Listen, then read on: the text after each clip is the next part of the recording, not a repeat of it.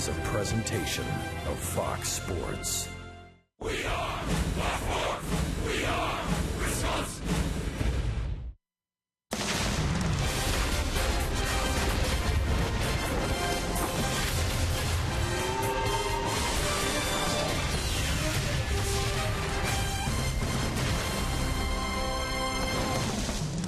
It is getaway night at Miller Park, Milwaukee. The Brewers wrapping up their homestand here tonight. It has been a success.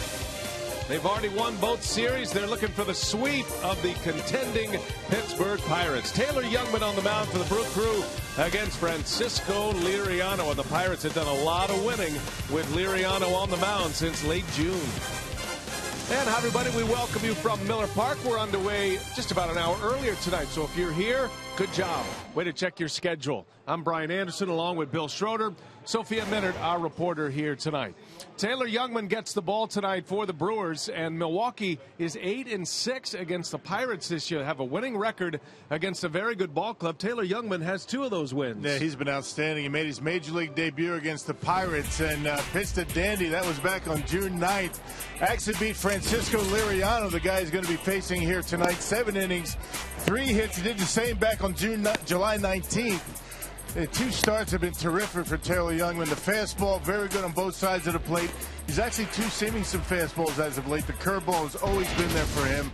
So he's been a nice surprise since he was added to that starting rotation back in June. Has the lowest ERA among National League rookie pitchers right now. He's hoping to continue that trend. Well, let's bring in Sophia Minard now. And we saw a major league debut against the Pirates last night in Zach Davies. And tonight, it's Taylor Youngman who made his big league debut against the Pirates back in June. Yes, and Youngman was impressive in that debut, just 7 innings of 1-run ball for him. And in his 2 starts, he has limited the Pirates to just 2 earned runs over 14 innings. So Youngman is looking to build on that success against the division rivals here tonight. Matchups are always big in baseball, but, you know, I've had 2 pretty good outings where I've gotten in a rhythm early and, you know, was able to establish my fastball. So, you know, it just depends from start to start. Sometimes you match up well with teams. You know, I don't know necessarily what it is with these guys, but I have thrown well against them in the past. But, we'll see what happens the next start. They're obviously one of the better teams in baseball. They're a playoff caliber team. How much confidence does that give you to know that you can do well against one of the best teams in the big leagues? You know, I try not to look at, you know, things like that. You know, every team in the big leagues is good. You know, every hitter can hit you. You know, if you're on, then for the most part, you know, hopefully that, you know, you can get the best of them. But, you know, anybody can crush you at any time. So, you know, whether it's the worst team in baseball or the best team in baseball. So, you know, it just depends on how you're throwing. We know that they have power up and down their lineup. So how do you approach trying to limit that? You know, I just try to stay within myself and pitch my game. You know, if I'm down in the zone, then they're not going to hit any home runs. You know, if I'm hitting my spots and staying down in the zone, I'm going to get ground balls. So I just try to keep the ball down and, you know, get ahead early and go from there. Youngman will be facing the Pirates for the 3rd time, looking to stay unbeaten against them, and he will have to do that against the lefty Francisco Liriano. And when we come back, Craig Kashan and Davey Nelson will take a look at the National League Central, how the Pirates have fared, and how the Brewers are trying to make this one a sweep and send the Pirates to St. Louis.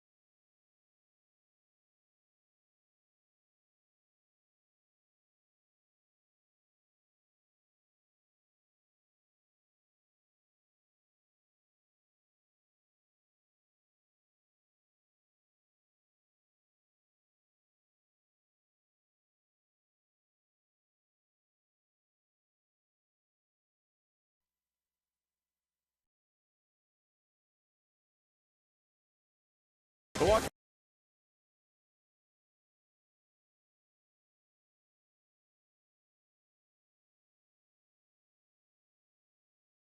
One at your Toyota dealer. Toyota, let's go places. And by Miller Lite, the original light Pilsner. Cheers, it's Miller time. All right, back at beautiful Miller Park. Easterly breeze has cooled things off here in Milwaukee. Temps in the low 70s. It is an absolutely gorgeous night for baseball. I think the rest of the state of Wisconsin's still hot and humid, but we will take it after what we have seen, that's for sure. And maybe take another Brewer victory. They won 5 straight overall in this season series against this playoff-bound Pittsburgh Pirate team, which is kind of hard to fathom, isn't it? It certainly is, but, partner, when you look at these stats of what the Brewers have done and what the Pirates have done, well, you see why, the Pirates are being dominated right now by the Brewers. Well, Rock brought us the stat last night, 60-17, the Brewers over the Pirates since 2007 here at Miller Park. Clint Hurdle, part of that process. He's the manager for the Pittsburgh Pirates. Let's go down to Sophia Minert one more time just to get the perspective on Pittsburgh's side, where in the Central Division, as we saw earlier, they haven't fared all that well.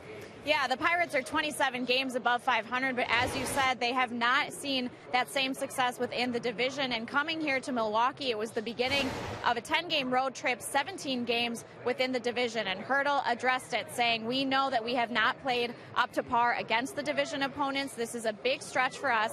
And he said, we need to approach this as a big challenge. So he said, we do need to slow things down, take this one series at a time, not look ahead to the upcoming weekend against St. Louis, who they're chasing in the standings. He said, we need to approach every game truly as it is the biggest game for us that day. So he knows this is a challenge for his club, hoping that they respond. And for his club, they're looking to avoid a sweep here tonight.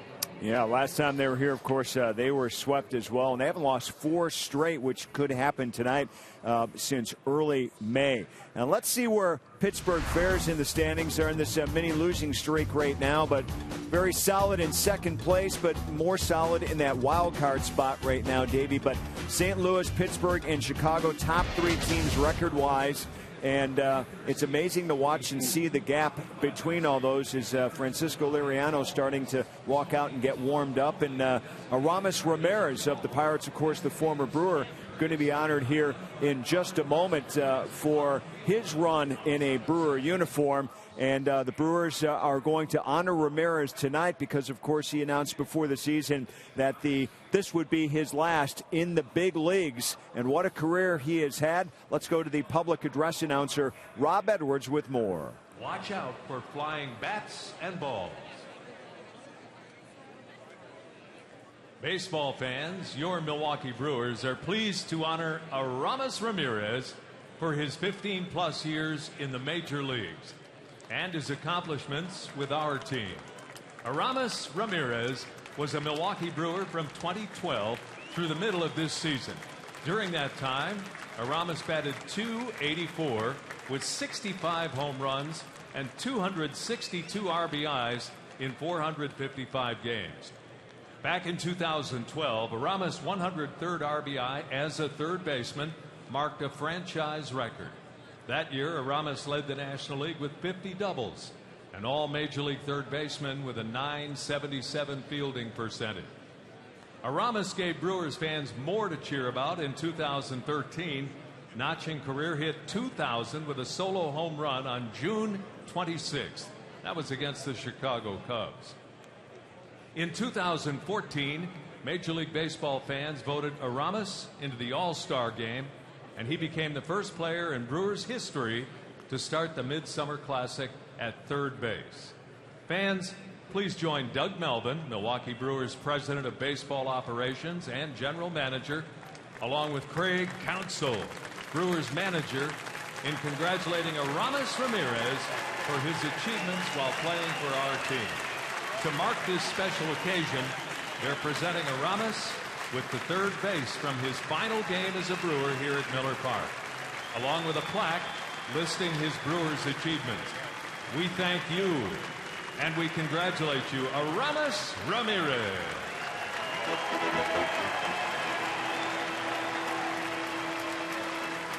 All right, what a nice presentation to Aramis Ramirez. Well-deserved, no question about that. We'll see what he can do here tonight against Milwaukee. He's already hit 2 home runs. Before we get the first pitch, though, which is moments away, Sophia sits down with Jeremy Jeffress.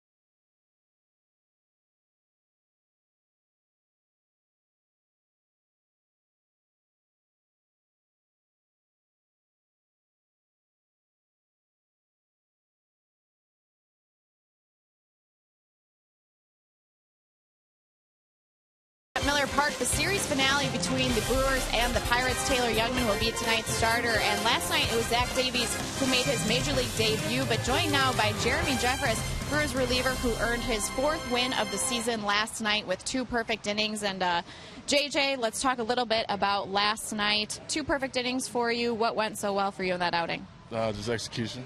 I knew what I wanted to do before I faced each hitter, and just going and attacking. That's all I had to do. You've gone unscored upon now in your last 12 appearances. What has worked so well for you lately? Just going right at hitters, letting my pitches do the work, and great defense behind me, and just attacking hitters each and every time out. You've made 59 appearances now on the season. How do you feel that you've handled that workload throughout the season, and also just how strong you want to finish your season? I think I handled it pretty well. I mean, it was a good test for me, and I'm glad the Brewers gave me the opportunity to do it. And for right now, I'm gonna just keep doing maintenance on my body, just keep myself active, and try to stay healthy through the rest of the year. Jeremy Jeffress, a big part of what has been a great Brewers bullpen throughout the season. We've got first pitch coming up next for you. Taylor Youngman will take the mound in the series finale against Francisco Liriano.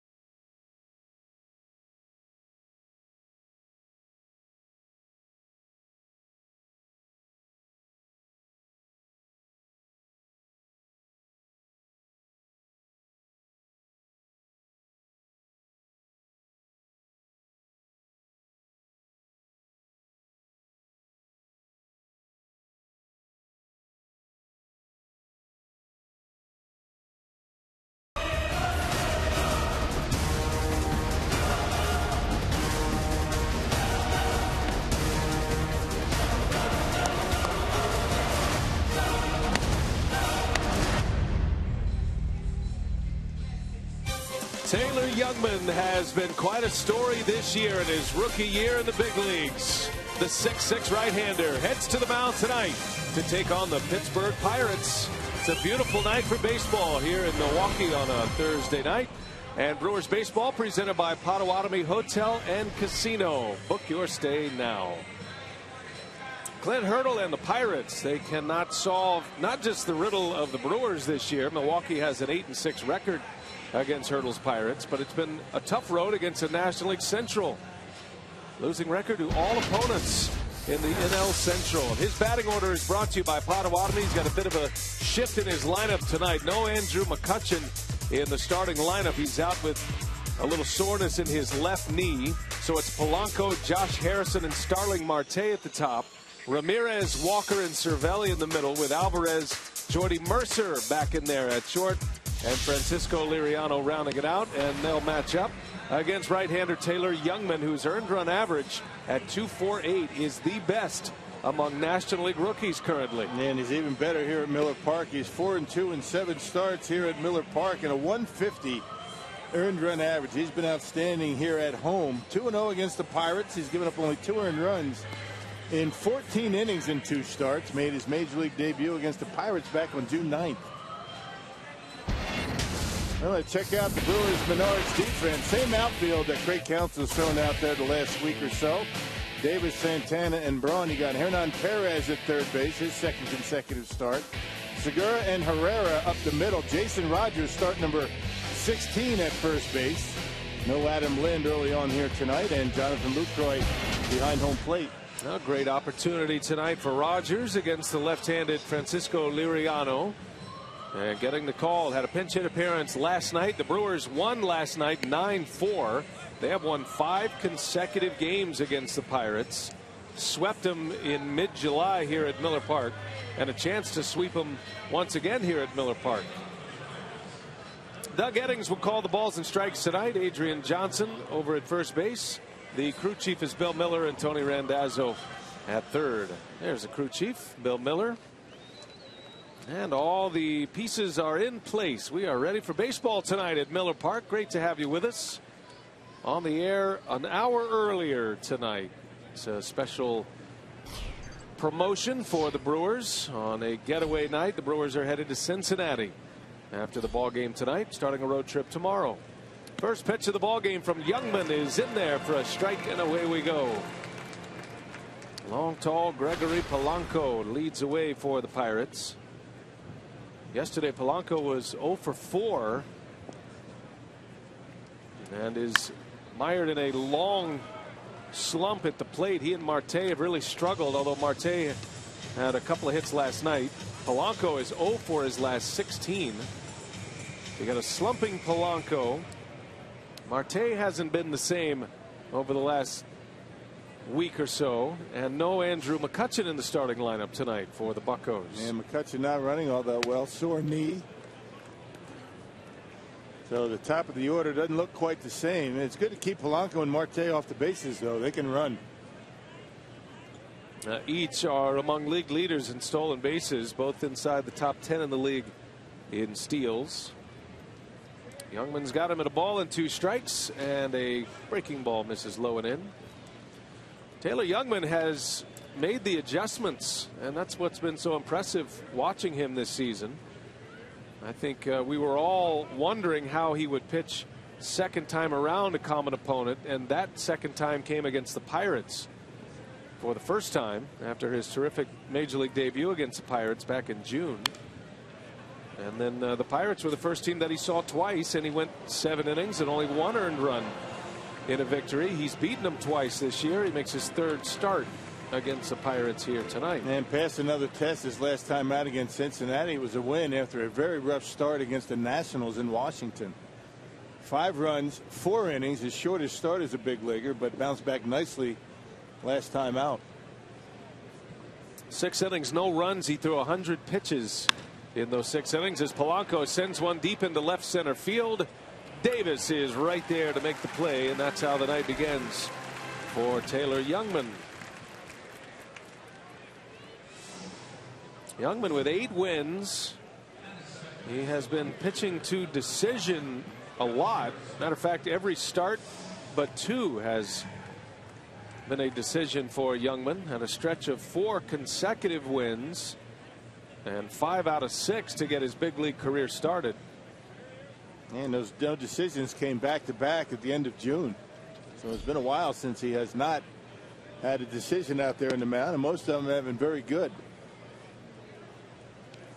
Youngman facing Josh Harrison with 1 away. Back in the lineup tonight. Harrison was a mainstay and an all-star last year. Was slumping earlier in the season and then had a thumb injury that put him on the disabled list. Pirates lost Harrison and Jordy Mercer for significant stretches this season, and this is the first start of this series for Harrison. And that leadoff spot just about every day last year. The Pirates had really no problem scoring runs, and one of the reasons they had that consistency at the top of the order. Not so much now. Now, as balanced as the Pirates are and as deep as they are, they might have the deepest ball club they've had in the recent era of the Pirates, specifically the Clint Hurdle era. And they look like a lock to make the postseason for the 3rd consecutive year as Harrison lines one to right. A base hit.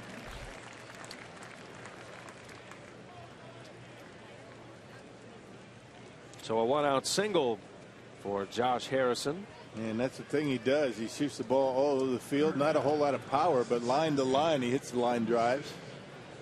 And as tough a season as it's been, he's still around that 280 mark. Here's Starling Marte. Snapped a long offer last night. Marte had 2 hits. He was 2 for 4. He scored a run. And hitting 3rd in tonight's batting order. Been hitting 2nd in front of McCutchen. Not only does he hit 3rd, but he plays center field tonight as well. Pirates are very fortunate to have 3 outfielders who are all center fielders by trade.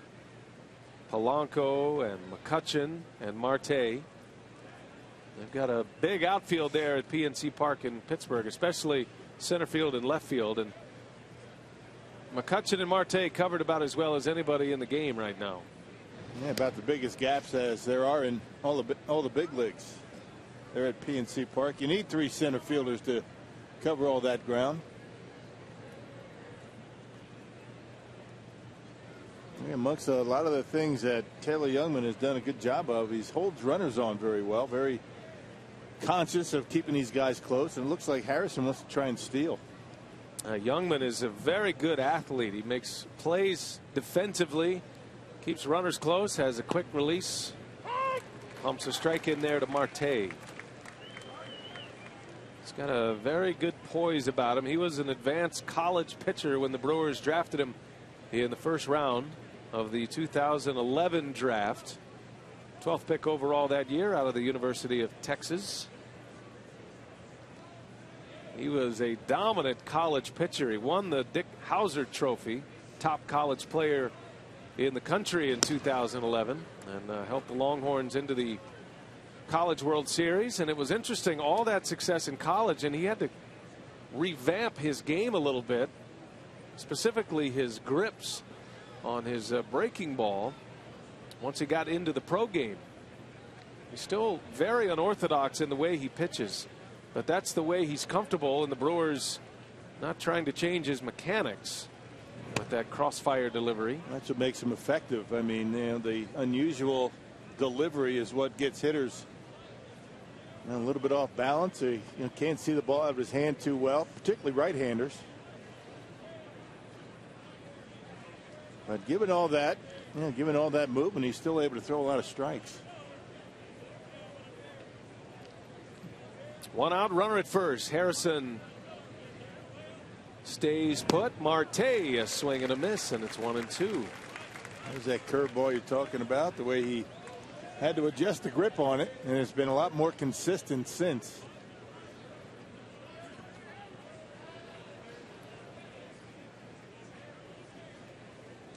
It was a little bit of chance that allowed Youngman to make it to the big leagues this year. Brewers were in need of a starting pitcher. They were in a bit of a flux after a long extra inning game against the Diamondbacks. A 17-inning game where Matt Garza had to pitch the final 5 innings of that game.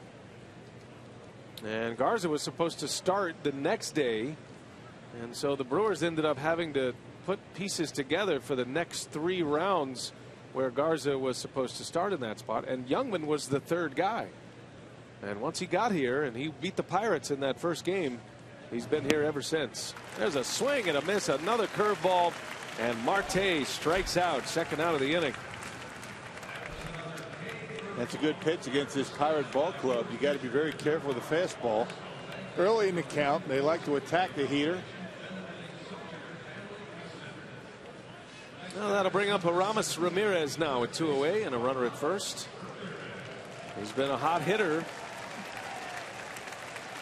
Yesterday, Ramirez had a 3-run home run, was 2 for 4. He drove in all 4 Pittsburgh runs yesterday, finishing his career with the team in which he started, the Pittsburgh Pirates. Brewers had a nice moment for Ramirez before the game. They honored him and his service here in Milwaukee for 3.5 years, a little over 3.5 years as a Brewer.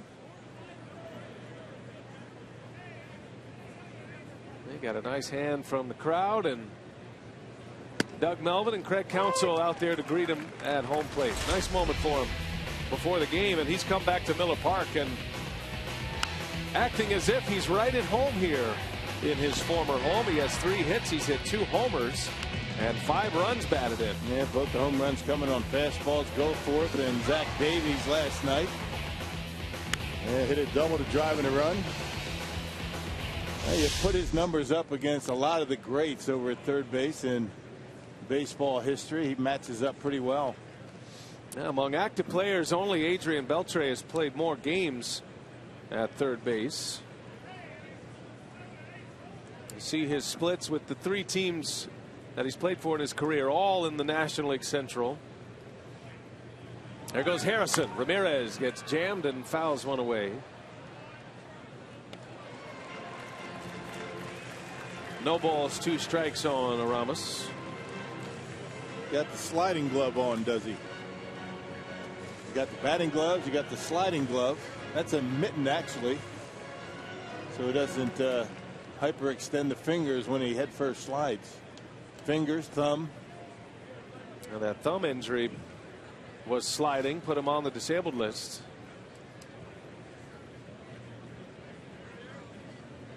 No balls, 2 strikes on Ramirez. Youngman trying to get through the first, get the Brewers to the plate against Francisco Liriano. And the 0-2 pitch, down and away. We're talking about those numbers for Ramirez. He is currently 10th all time in games played at third base. Nearly 2,100 games. He'll cross over the 2,100 games threshold this year. He's 6 shy of that. He's hit 384 career homers, which is 8th among active players. There goes Harrison.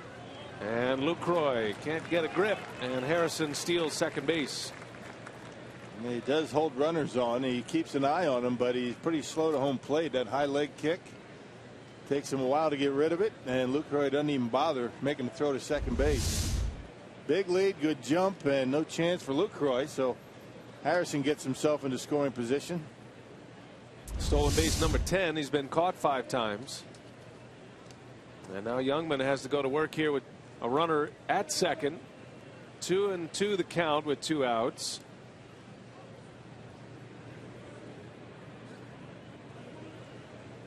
Ramirez has been hot since August 5th, so nearly a month as a Pirate.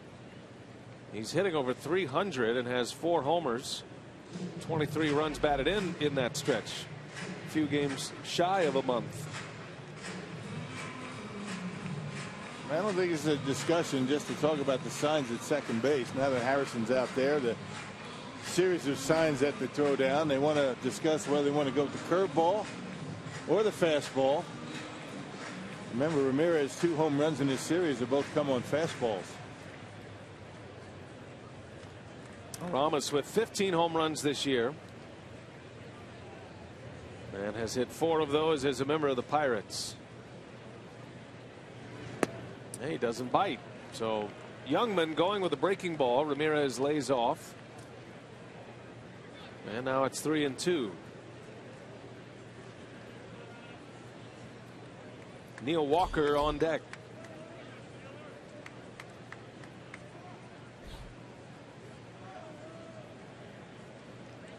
Payoff pitch, and Ramirez fouls it back.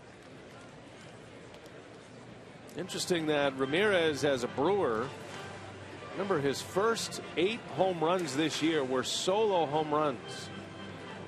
Very little production with men on base. Of his last 8 home runs, 4 of them have been with men on, including his second 3-run homer as a member of the Pirates that he hit last night.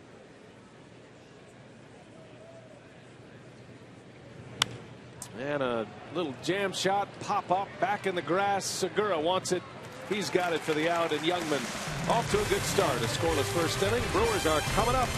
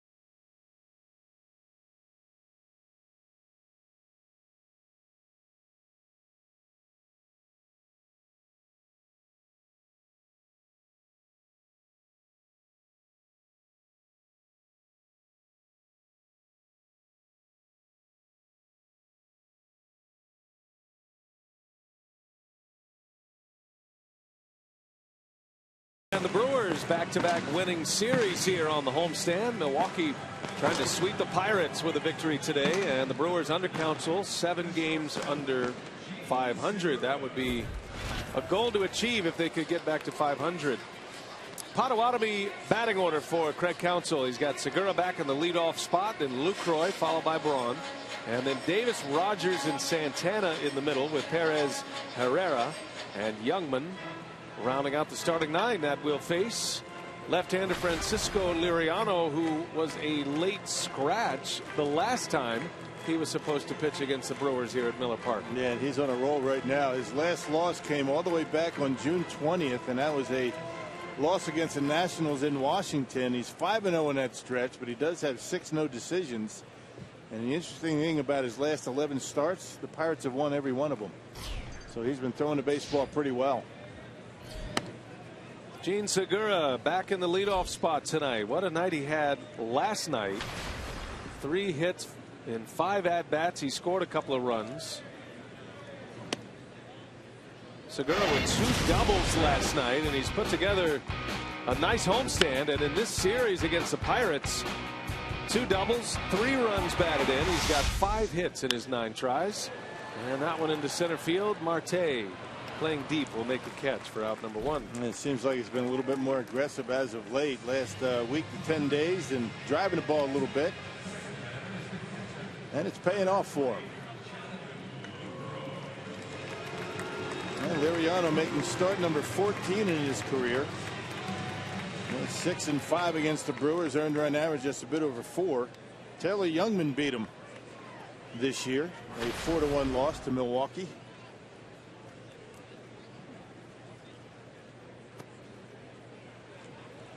Liriano facing Jonathan Lucroy. Lucroy's been hot as well. He comes in with a .260 batting average, and when you consider where he was 10 games ago. Gives you an idea of the success. He was hitting .235, but has a 10-game hitting streak, and it's a heavy streak. Yeah, hitting .450 with 3 homers, 14 RBIs, and swinging the bat like he did last year. Lucroy says he's feeling good at the plate. Kind of swing back together again. I think maybe just trying to do too much earlier. Got into some mechanical flaws, and remember, he broke his toe.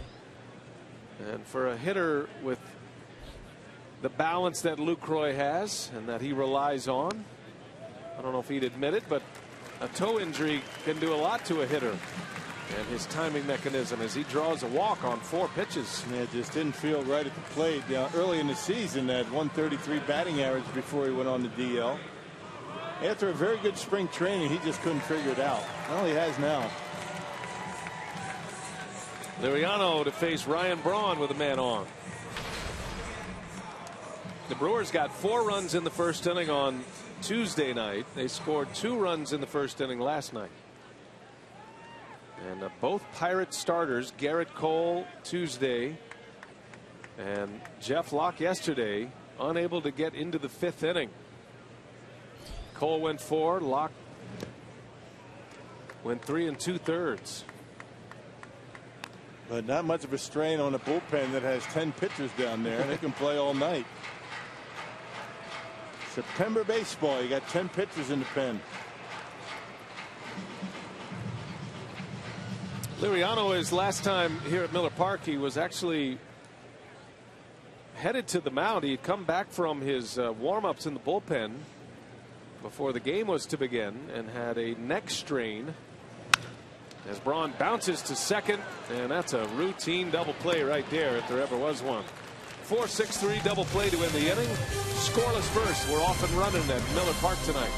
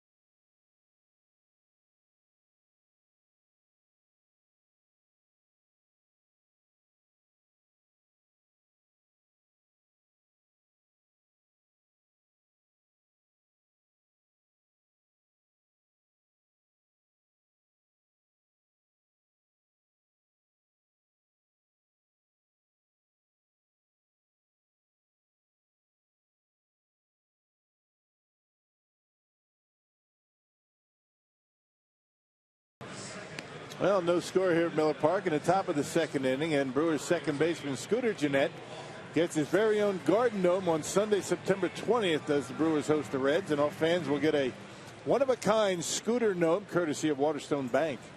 To reserve your spot, go to Brewers.com today. Scooter was a busy guy out there in the old scavenger hunt today.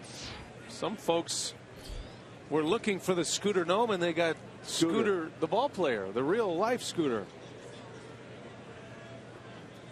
Good job playing along, Scooter. Yeah. He's always up for things like that.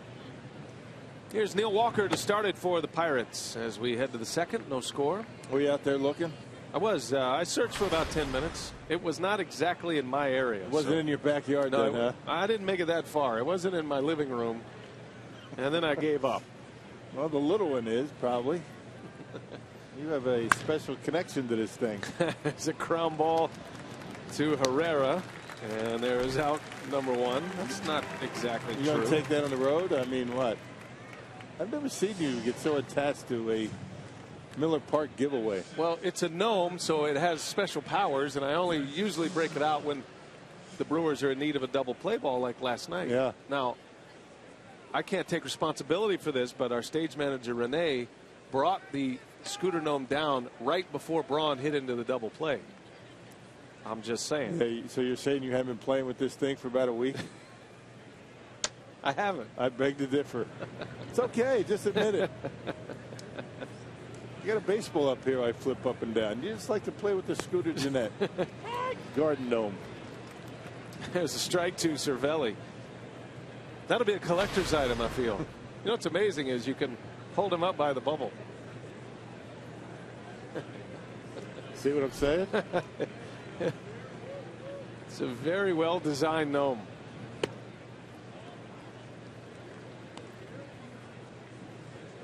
Cervelli catching all 3 games in this series. Pittsburgh's backup catcher is Chris Stewart, and they've called up Elias Diaz as well.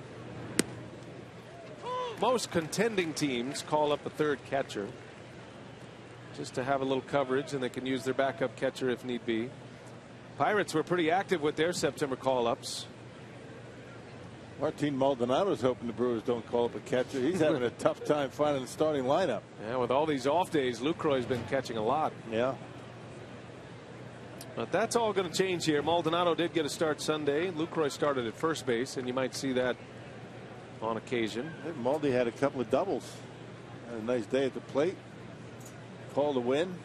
Maldonado's impressive how he can not play for a week to 10 days or 2 weeks even and still swing the bat all right. Cervelli's hit by a pitch. So Youngman trying to get one inside. Hit Cervelli. And a base runner with one away. Yeah, 8 times Cervelli's been hit. He stands on the plate. He's trying to cover that outside corner, and Youngman got him on the arm. The most of his career, the most hit by pitches.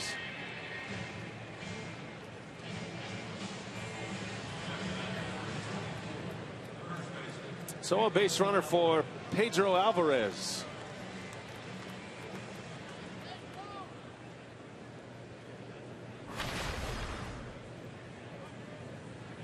Alvarez with 22 home runs this season. He hit one here on Tuesday night. It was a shot off the facing of the Loge level. And he started every game at first base in this series as Youngman deals a strike.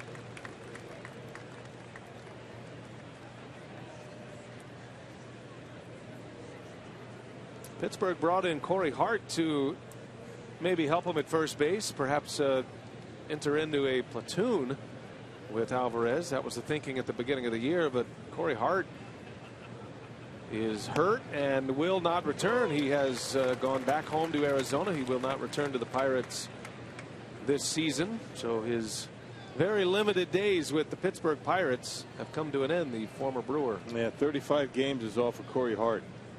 That's it. No balls, 2 strikes on Alvarez. 1 man out.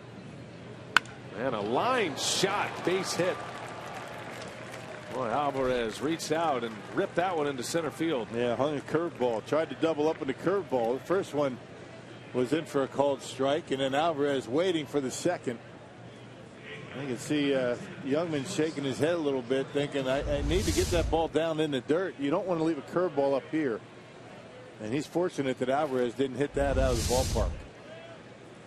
So Alvarez with a single. That's the second hit for the Pirates. A couple of singles. Josh Harrison and Alvarez. And now 2 on. 1 man out. Taylor Youngman in need of a ground ball here.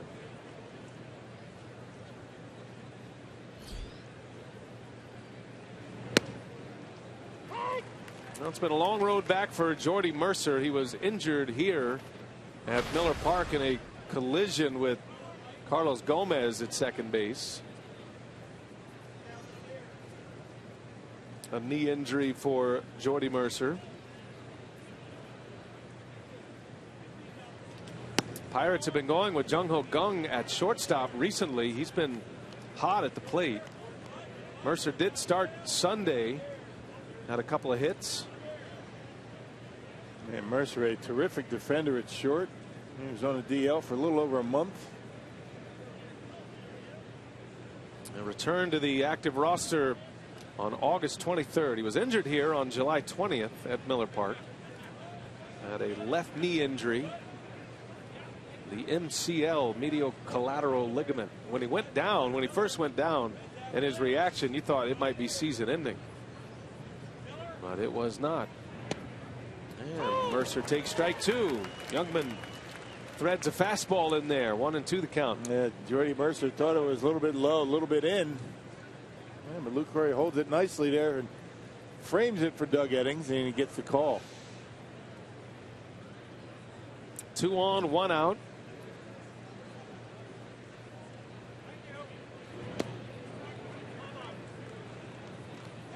See, now this might be an occasion for the Scooter Gnome, the double play Scooter Gnome here. Are you feeling it though? I mean, it's not just a gnome. Do you feel like you need it? It is early. Yeah. But I think I'll go ahead and employ the double play Scooter Gnome here. Might have exhausted the activity yesterday. We shall see. Lucroy blocks it, but Cervelli will advance. It'll be a wild pitch. Lucroy did enough to keep Alvarez at first base. So the double play is still a possibility. Well, Youngman not about to bounce or hang that curveball that time, so he puts it in the dirt. And Cervelli 90 feet away. With 1 out. And the count goes full now. Don't be fooled by that 1 home run on Jordy Mercer's line this year. He's got some pop. There goes Alvarez in a swing and a ground ball foul. Count stays at 3-2. Well, Mercer, a pretty good contact hitter, doesn't strike out a whole lot. And Pirates trying to stay out of the double play by sending Alvarez on the 3-2 pitch. Trying to defy the Scooter Gnome. Can't do it, can you? I don't think so. We'll find out. Might have to put him away. Last year, Mercer had 12 homers, which was a career high. Full count. Alvarez goes, and that pitch is low and away. Ball 4. Bases loaded with 1 away. And the pitcher Liriano coming up. Yeah, so the curveball right now, a mental thing for Youngman. He hung the one to Alvarez. He hit it hard, and now every other curveball's been down and away. I guess that's where you'd rather have it than hanging up in the strike zone. So a hit batter on a 2-strike pitch, and then a single on a 2-strike pitch by Alvarez.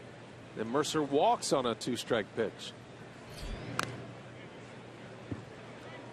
Francisco Liriano, who has 6 hits this year. He's actually homered this season.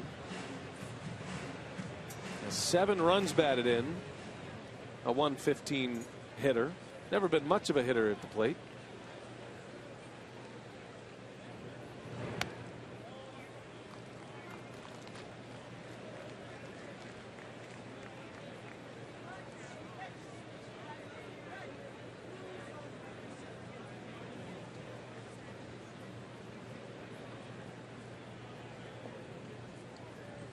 One ball, 1 strike, and he misses away. 2-1. Well, even a pitcher becomes a better hitter now in a 2-1 count. Yeah, Rick Kranitz pops out of that Brewers dugout. The pitching coach might have spotted something mechanically with Youngman that he doesn't like.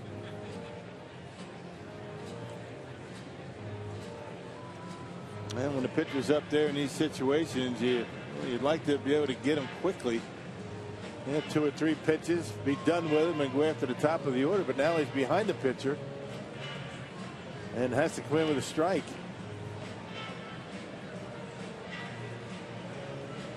Now, one of the adjustments that Youngman made after his first few starts in the big leagues, he started throwing a 2-seam fastball, a sinker in there. Didn't see much of that in his early few starts. See what he does here. 2-1 to count, and Liriano was late and he fouls it away. He's always been a ground ball pitcher because that's why because he keeps the ball down in the zone so well. Has a natural cut, but you're right, the 2-seamer has been a good pitch for him as well.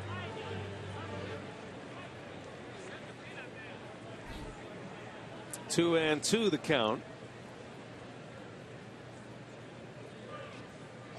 Bases loaded, full of Pirates, and Liriano spoils one foul. High pitch inning for Youngman here.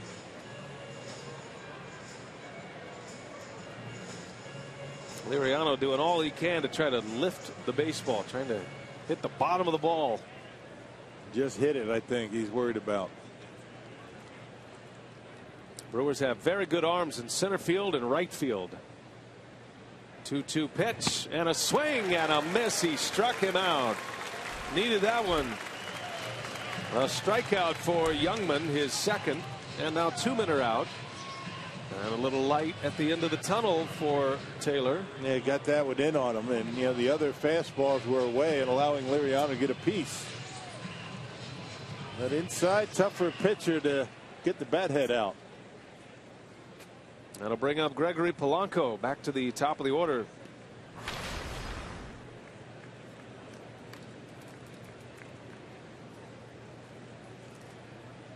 Polanco flew out to left field his first time up.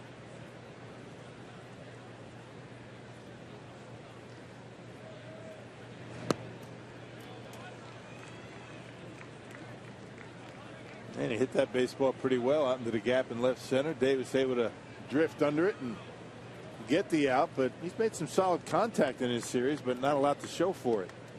A couple of deep fly ball outs last night. Polanco's 0 for 8 in the series.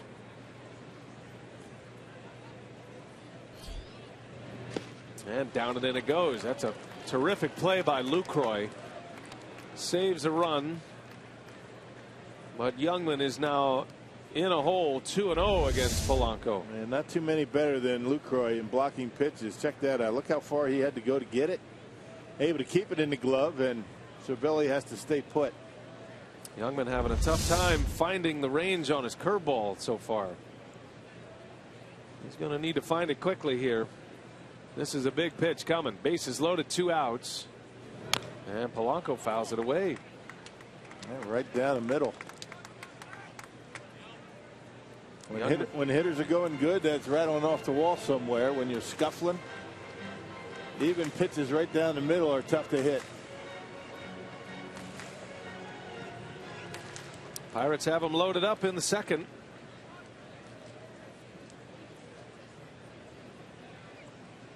Two outs in the inning. And the 2-1 missed inside, ball 3.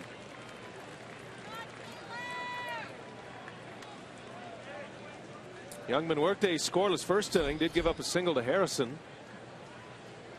And a benign starting inning for Youngman tonight. Not the case here in the second. He's in full grind mode. Hitters count 3-1, and that's in there. Boy, Polanco is looking for a walk. And passed up a pretty good pitch they hit. Left-handers like it there, down and in. Felt like one right in his wheelhouse that just did catch the bottom of the strike zone. Well, it's traveling time now. All 3 runners will start with a pitch. Full count, 2 outs. Here it is. And a line drive left field. Davis is there to make the play. The inning is over. Youngman walking the tightrope. A scoreless second, stranding the bases full.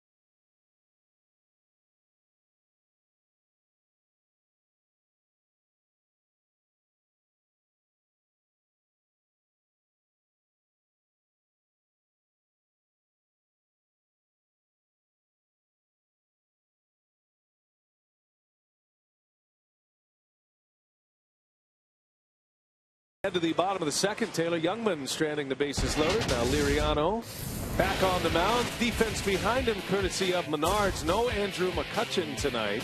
That slides Harrison in the left field, and then Marte to center with Polanco in right. You see the infield with Ramirez, Mercer, Walker, and Alvarez. Cervelli back behind the plate once again. Harrison ended up as the everyday third baseman for the Pirates last year, but he made a name for himself rocking the big leagues as a utility man that could play all over, including the outfield. And sometimes that gets you to the big leagues, and then when there's a need and they throw you in there every day and you get the job done, that's when you get the big contract. Pirates gave him a nice deal after last year. Chris Davis will start it for the Crew. Back in the cleanup spot tonight. Council put him in the cleanup spot yesterday against left-hander Jeff Locke. Davis responded. Drove in a run in his first at-bat. He had 2 hits last night. The top of the order yesterday was the story for Milwaukee. The first 4 batters, and actually the first 5 batters to start the game, went a combined with 12 hits as Davis strikes out for the first out of the inning.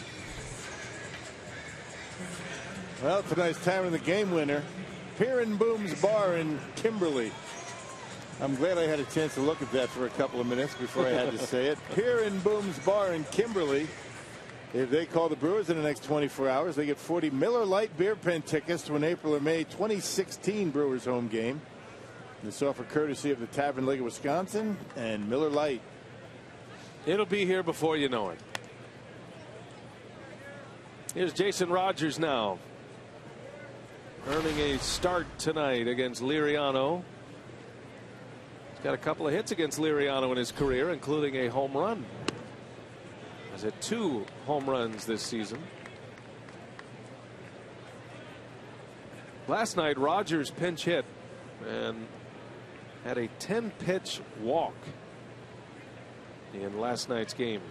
Impressive. And hasn't had many opportunities to get a start. And Lucroy started at first base a couple of times, and Adam Lynn gets most of the starts. Actually, Lynn started against the left-hander Locke last night. 2-1 pitch. Sinks back in for a strike. Fastball for Liriano. They change up, and that back foot slider, that's such a good pitch for him. He's got a terrific changeup. And that one's in the dirt. Cervelli blocks it just in case. And when he was with the Twins, they called him Johan Santana Jr. Not so sure what junior there is about Liriano. He's a big dude. He's turned into a very good starting pitcher, although he's lost his last 4 starts at Miller Park. It's been a bit of a reclamation project for the Pirates as he loses Rogers. Second walk issued by Liriano. Liriano burst onto the scene in his rookie year. He made it up in 05, and then in 06 was his rookie season. He won 12 games and had a 2.16 ERA and finished 3rd that year in the Rookie of the Year voting. Made an all-star team, his lone all-star team. Justin Verlander won the Rookie of the Year that season back in 2006. And then the arm injuries came. Tommy John surgery. Missed all of 07. Kind of sputtered along for a couple of years. Had a good year for the Twins in 2010. And then the decline started to happen. A lot of people thought Liriano might have just been a flash in the pan and wasn't going to be able to get those stellar numbers back. Ended up with the White Sox through a no-hitter back in 2012, but had an ERA over 5 with Chicago. And it was the Pirates who gave him a chance in 2013, and he responded for them. 16-game winner, and he's been an excellent left-handed starter in his time in Pittsburgh. Yeah, earned run average just over 3.02 that season. Still pretty good earned run average last year, but only 7 and 10.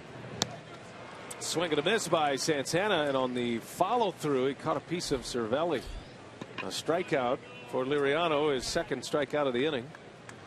He got a foul tip on the foot in yesterday's game. Got hit by a pitch his first time up, and he gets bonked with a bat. Just the life of a catcher. No big deal.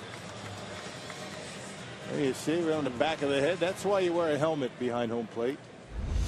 Cervelli has had concussion problems in the past during his time with the Yankees. Has missed a lot of time with concussions. So a strikeout for the second out. Here is Hernan Perez. Back-to-back starts over third base for Perez with two left-handers in the Pirates rotation.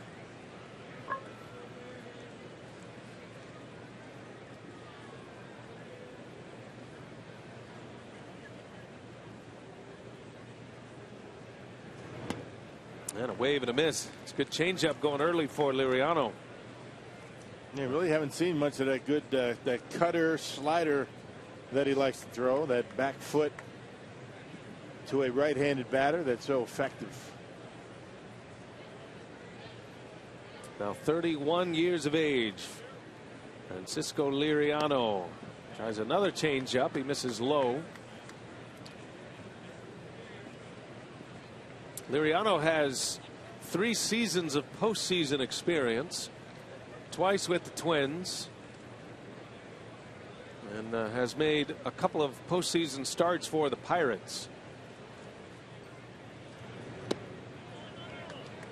Tripled up on the changeup. Perez able to check his swing. Yeah, one after another, right? Keep throwing it until they hit it. And the count goes to 3-1.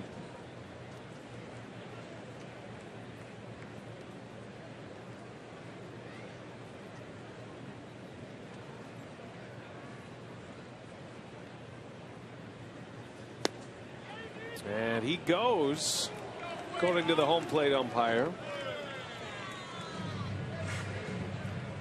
Count goes 3-2. Did he go? Oh, yep. Yeah, aggressive. Looking for a fastball. Got it, but out of the zone. I know there's a lot of hitters around baseball that want to get to the point where every check swing, half swing is appealed. Runner goes, and a little soft liner is going to fall into right field. Rogers on his way to third. The throw goes all the way through. Rogers is in there. Hernan Perez with a 2-out, 2-strike single. And the Brewers with runners at the corners with 2 away. Yep, got a fastball and a 3-2 count. Then able to line it hard into right. Well, he's had a nice swing going. Isn't getting a whole lot of playing time these days, but picking up a hit here, and Rogers running on the pitch, able to just get into third base. That's a pretty good throw by Polanco. Talked about those throwing arms in the outfield. Yeah, they can all throw. No problem for Rogers, though. Matter of fact, Marte and Polanco are 2 of the top 3 in the league in outfield assists. Marte leads the league with 12, and Polanco has 9 outfield assists this year. Swing and a miss by Herrera. The switch hitter, Elian Herrera, batting right-handed against the lefties. Yeah, Paul, if Craig Counsell's left-handers on the bench tonight. Herrera's a much better hitter as a left-handed hitter, average-wise, hitting just 179 as a right-handed batter.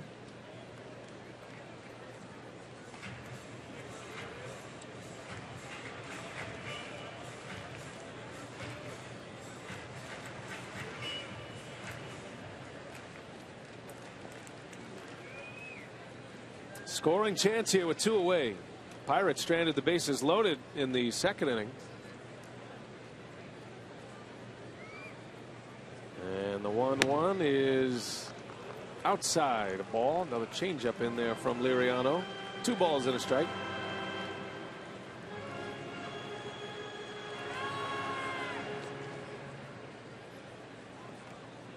Pittsburgh has won 11 straight games that Liriano has started. His last 11 games, they've been on the winning side. Now, he hasn't won all of those games. He's 5-0 in that stretch. Yeah, 6 no decisions, 10 for the year. That's a lot of no decisions. Got to go back to June 26th. That string of winning for Liriano, or at least winning for the Pirates with Liriano on the mound. He started their wild card game 2 years ago and was the winning pitcher that game. Beat the Reds.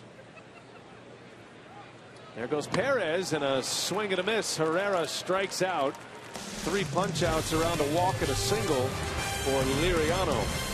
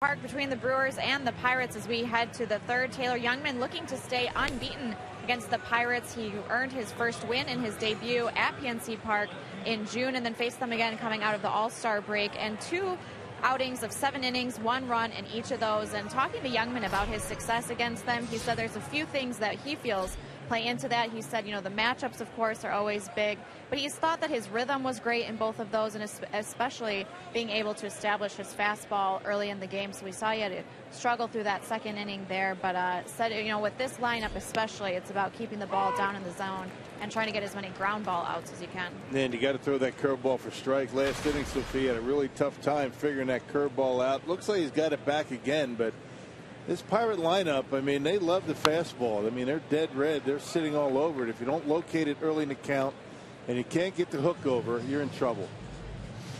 Well, he's got Josh Harrison leading off here. Second place hitter in this lineup. Then Marte, then Ramirez. And you could tell Youngman searching for that breaking ball last inning. He found it just in time.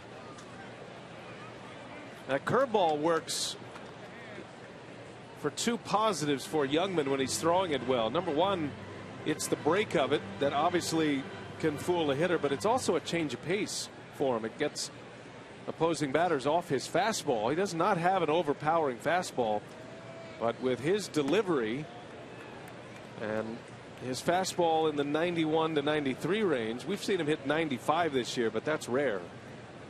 It looks like a fastball that's coming in there at 95 or 97 just because hitters don't see it. There's a good example right there. Harrison, who's a good fastball hitter, late on one, fouls it off to the right. Yeah, it's that sidearm that kind of crosses body motion that gives hitters a lot of problems. He can cut it, he can sink it, and he's got that good curveball working. He's hanging on to a few of those curveballs tonight.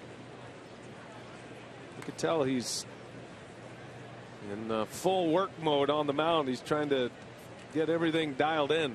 Does not have his A stuff yet, but he's got 2 scoreless innings on the board. Bounce to third. That's a heck of a play by Perez. Wow. Boy, that was something. That's a short hop with a speedy base runner going to first. Toughest part of that play. The most impressive part for me is this throw right here. He circled the ground ball just a little bit to get himself in position to get behind that throw. I mean, off balance, he was going hard toward first base, able to get off a good throw. What a throwing arm that was.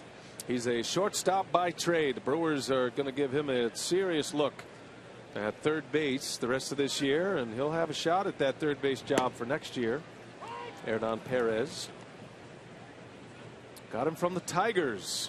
Nice pickup. Good scouting by the Brewers. Tigers had a veteran roster, and the young Perez couldn't find the playing field. Marte flies to right. Braun is over there, and he makes a play. Caught it in foul territory as Ryan Braun runs that one down. 2 outs in the inning. Well, 2 good plays defensively. Yeah, had a long way to go. Ends up that was slicing further and further away from Braun as he was getting down the line. Good speed, able to haul it in.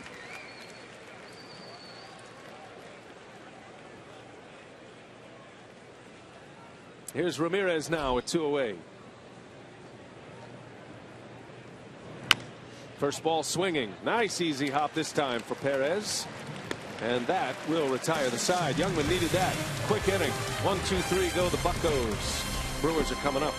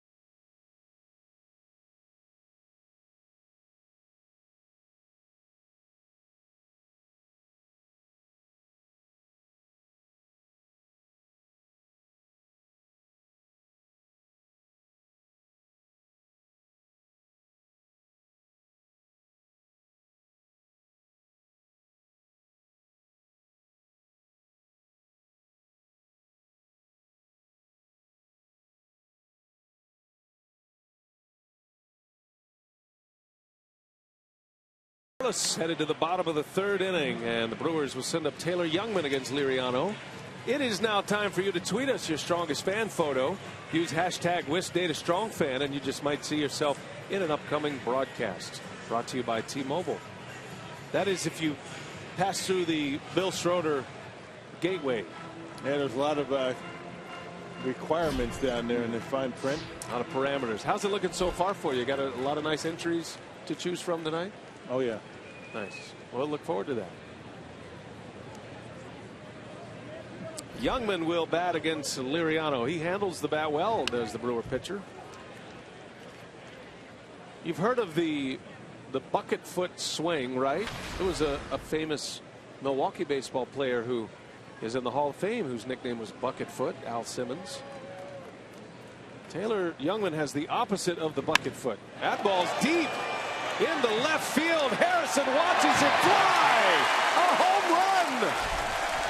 I beg your pardon. It hits and bounces in. My bad. Taylor Youngman, I thought he hit one into the bullpen. It did disappear out there. Couldn't see it hit the wall. Well, I tell you, this guy, he's for real. This guy can hit. Hit at the base of the fence, but tough to see out there in the left center field. Liriano giving a fastball up and nearly driving it out of the ballpark. Harrison plays it on the hop, and Youngman in with a 2-base hit. Wow. Great reaction out of the bullpen there. Had that one out of here. I apologize. The LED lights out there, and I lost it. It's a double to lead off. It's not just announcers have a tough time seeing this time of night. I mean, it's tough for everybody. This is twilight. Early start here at Miller Park. Ball just disappeared when it got out there to the fence. Well, Youngman almost had his first. Instead, he has his 9th hit. Now Segura, a little chopper to the mound. And Liriano will throw him out. So the first out of the inning. And here comes Lucroy, trying to extend a hit streak tonight. He's hitting 10 in a row. A lot of production during that 10-game streak. He's hitting .450 with 3 home runs and 14 runs batted in for Lucroy. Yeah, going line to line. He's not just pulling the baseball. Base hits in the right, up the middle, in the left field. Got the 3 home runs. Trying to swing the bat like the Jonathan Lucroy we know. All right, so Lucroy up there with a runner at second. Youngman runs pretty well. He's got a chance to score if a base hit touches the outfield grass. Even with the great throwing arms of the Pirates outfield, Youngman has a shot. Well, they're pretty shallow out there in the outfield, particularly in center and left.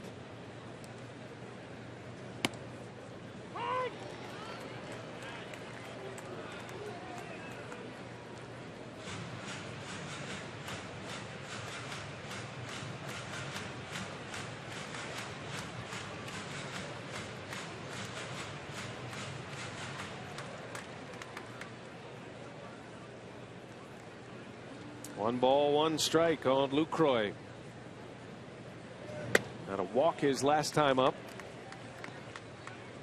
Now, when Liriano is his dominant self, he's always good. But when he's dominant, he's hitting that inside corner. You see a lot of right-handed hitters jump back, and it tails back in over the plate. Well, that fastball in keeps hitters honest, keeping them away from that outside corner. Covering that changeup, that pitch there. Right back to the mound. Liriano makes a nice play, fires a bullet over to first base. And Youngman still at second base with 2 outs now. Back-to-back 1-3 putouts for Francisco Liriano. That fastball in, missed the inside corner, then he went back with a changeup. And we'll see how aggressive he will be with Ryan Braun coming up.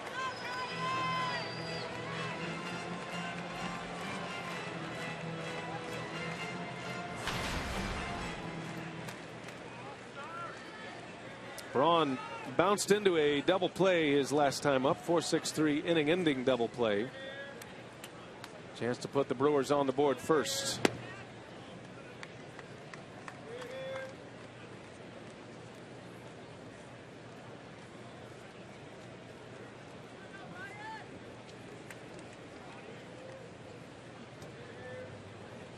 Braun does have a home run against Liriano in his career. 6 hits and 22 career at-bats against him. A lot of walks, a lot of strikeouts in that run. Liriano's punched him out 8 times, and Braun's walked 6 times. And he usually sticks with that changeup. Tries to bury that changeup.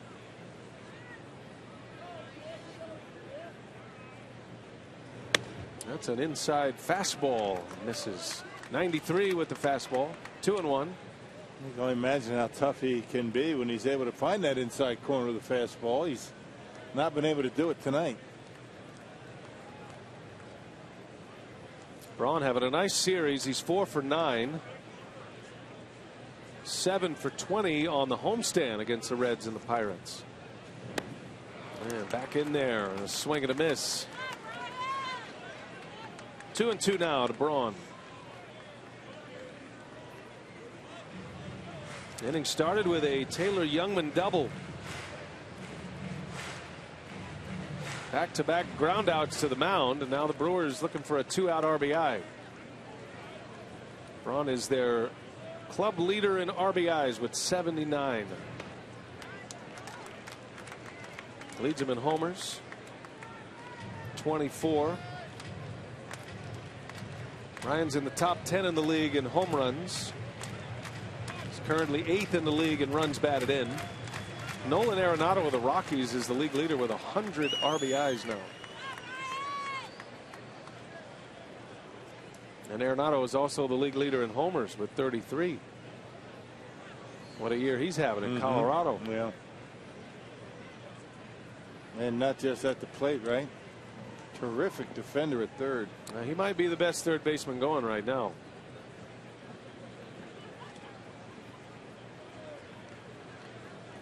Full count. Got a base open at first. The 3-2, and Braun draws the walk. So Braun outlasted him. Liriano was going to try to get him to chase. 2 on now for Chris Davis. Yep, the only fastballs that he threw Braun in that at bat were fastballs off the plate. Tried to get him to chase the changeup.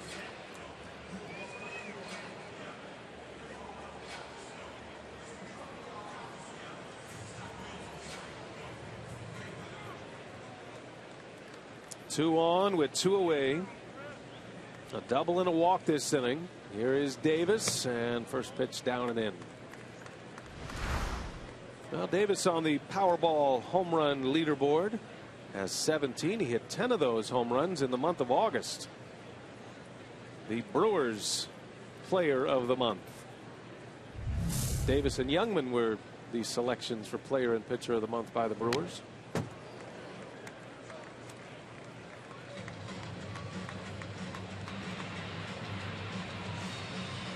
Chris would certainly like to see a few more base hits sprinkled in amongst all those home runs that he hit in August. Like to get that batting average up. He feels like he's a 270, 280 hitter.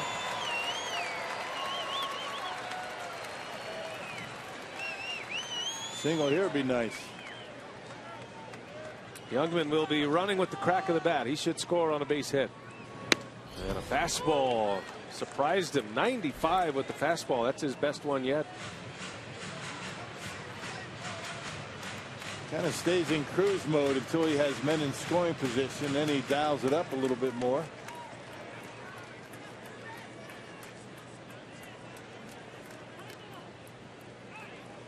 Davis asked for time, is granted time.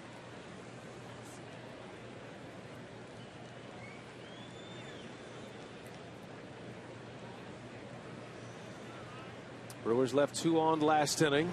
Davis trying to deliver here in the third as a foul ball goes into the seats.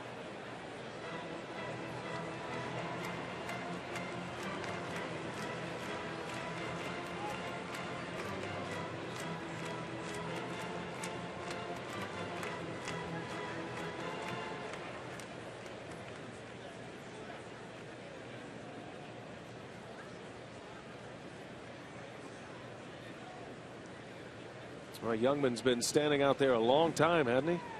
Yeah, started at second base and hasn't moved. 4th different hitter now. 1 ball, 2 strikes. Davis takes one down and in. It's a good take. Just can't get comfortable against Liriano. He just mixes speed so well. I mean, 95 and throwing his changeup at about 83. He's mixed in a couple of sliders. You just don't know what's coming. Having a difficult time barreling him up. And a 2-2. Davis a chopper. Coming in, Walker gloves it and throws him out. And the Brewers strand a pair again. They've left 4 on through the first 3 innings. We are still scoreless going to the 4th.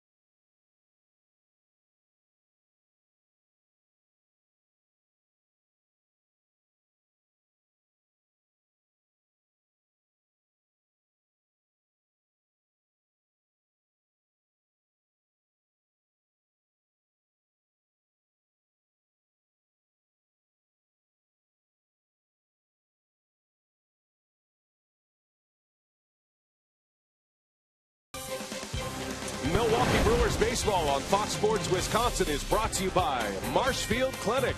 Don't just live, shine. By Piggly Wiggly, the official supermarket of Fox Sports Wisconsin. And by Hupy and Abraham. 800-800-5678.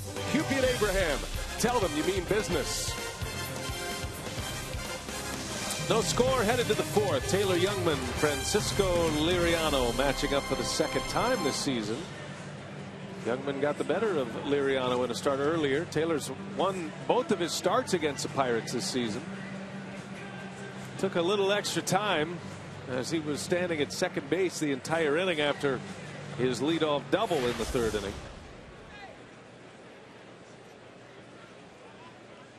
Neil Walker will start it for the Pirates. Cervelli to follow, and then Alvarez. Youngman coming off a quick third inning, 3 up, 3 down. Stranded the bases loaded with 1 out in the second inning. Struck out the pitcher Liriano, and then he got Polanco on a line drive out.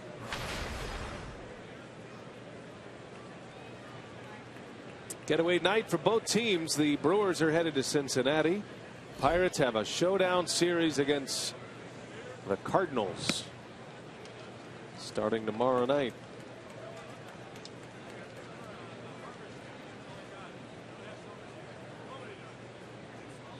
St. Louis with a 6-game lead over the Pirates starting play today.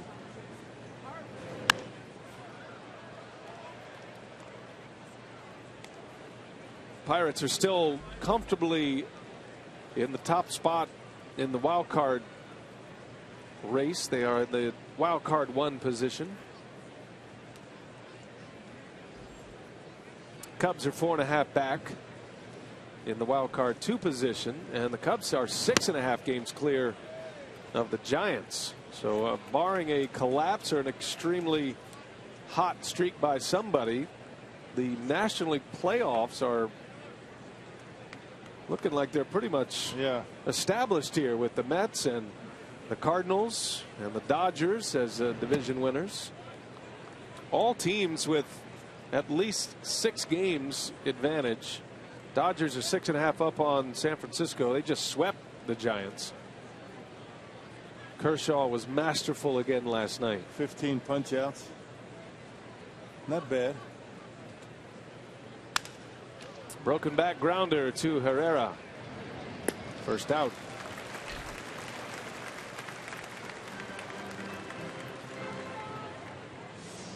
Now you got the Mets up 6.5 on the Nationals. That's a shocker in that division. Washington, even though they beat the Cardinals last night, it has been a huge disappointment for the Nationals this year with all of that talent. No kidding. It's not just talent that wins championships. There's something going up, something up with the Nationals ball club. Not sure. Cervelli on the first pitch, slicing away from Braun, and he's there again. Ryan Braun runs another one down in the right field corner. Boy, he's made 2 beautiful plays there against Marte and Cervelli. And showing his good speed, got a good jump on it, able to haul it in. Hey, mark your calendars for Fan Appreciation Weekend at Miller Park. That's Friday, September 18th through Sunday, the 20th. The Brewers host the Reds, and fans will enjoy various prizes and giveaways all throughout the weekend. For details, visit brewers.com/fan appreciation. Two outs for Alvarez.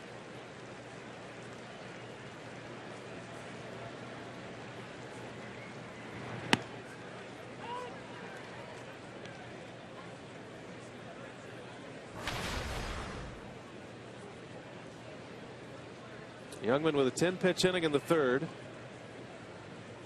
Trying to make it another quick 3 up, 3 down inning in the fourth. And a wave and a miss. Looked like a changeup from Taylor Youngman. Well, a good guy to throw a changeup. Pedro Alvarez. You want to stay away from the fastball. He hammered a curveball his first time up. There's another. 1 ball, 2 strikes to count. Youngman had that 29-pitch second inning, stranding the bases loaded. had the first and only complete game of the year for the Brewers against the Dodgers in LA. 2-2. Youngman threw 100 pitches in 6 innings in his last start against the Reds. In that complete game against the Dodgers, he threw exactly 100 pitches and went 9 innings and just 1 earned run. Well, that was a dangerous spot for that pitch. Yeah, up in his eyes. You get it down a little bit, it might be a different result. Alvarez knows he's in the lineup to hit homers. There's no 2-strike approach with him. He's always ready to gun. And a called strike 3. A backdoor breaking ball gets Alvarez. Inning is over. 3 up, 3 down for Youngman.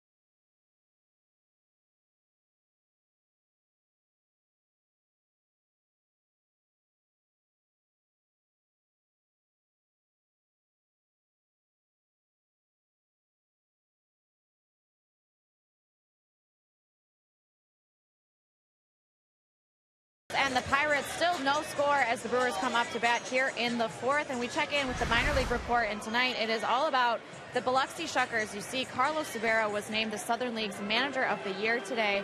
And a great first half for them. 43-25 record. Notable because of that 54-game road trip that they began the season with. Their 76-56 record, the best in the Southern League. And further honors for the Biloxi Shuckers. You see Jorge Lopez, the most outstanding pitcher for this season, a 12-5 record for him, ERA 2.29, and the strikeout numbers impressive, 134. So congratulations to them. Craig Counsell praising them for their efforts, saying that team has performed all season long. They've had guys step forward, and that starting rotation is a big part of it. No doubt, and that's a team that's going to produce a lot of big leaguers, you would think. And we might get a look at Jorge Lopez. That would be one guy I would imagine the Brewers would consider to make a start. You never know what their thinking is, but you win the Pitcher of the Year honors in your league, and you're at the AA level, and even though he's not on the 40-man roster yet, the Brewers are going to have to add him to that roster anyway. And so you have a year like that, you want to reward your players. Yeah. Yeah, but you know, there's kind of a fine line you walk. I mean, you start the clock running on the player. Not sure you want to do that too early. The Brewers have said they're not going to be bringing guys up unless they're going to be needed, unless they're going to be used. They want to look at them. Only one call up thus far. Yesterday's starter who made his big league debut, Zach Davies. Rogers takes a strike. 3-2 the count on Jason.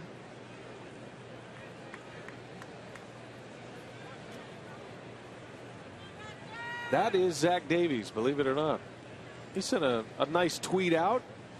This guy's got some poise about him, I'll tell you. As Rogers draws a walk, boy, that was right on the edge. Rogers with a good eye.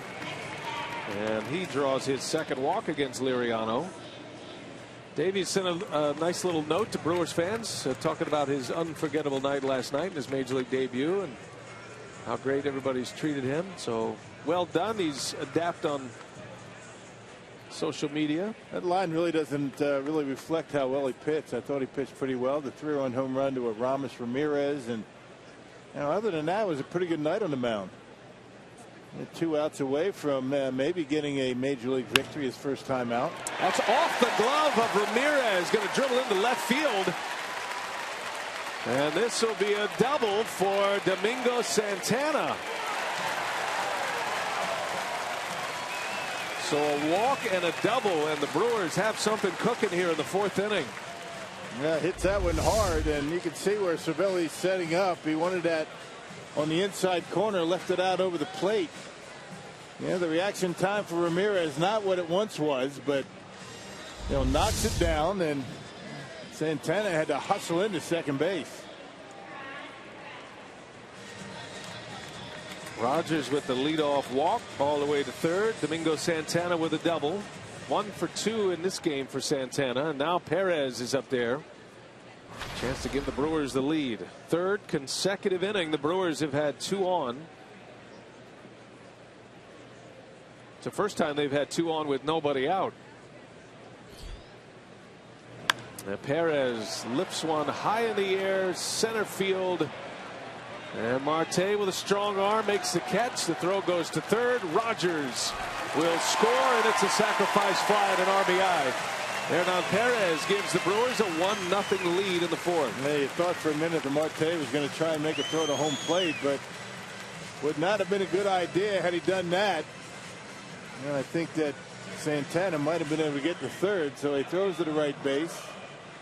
Keeps Santana at second, and the Brewers on the board first.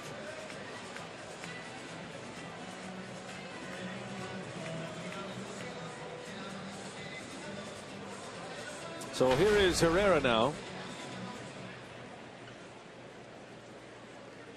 A strikeout victim in the 2nd inning. Liriano punched him out with 2 on in that frame. Another at bat with a runner in scoring position. And a little jam shot. Alvarez going back, and he's got it for out number 2. Santana stays put.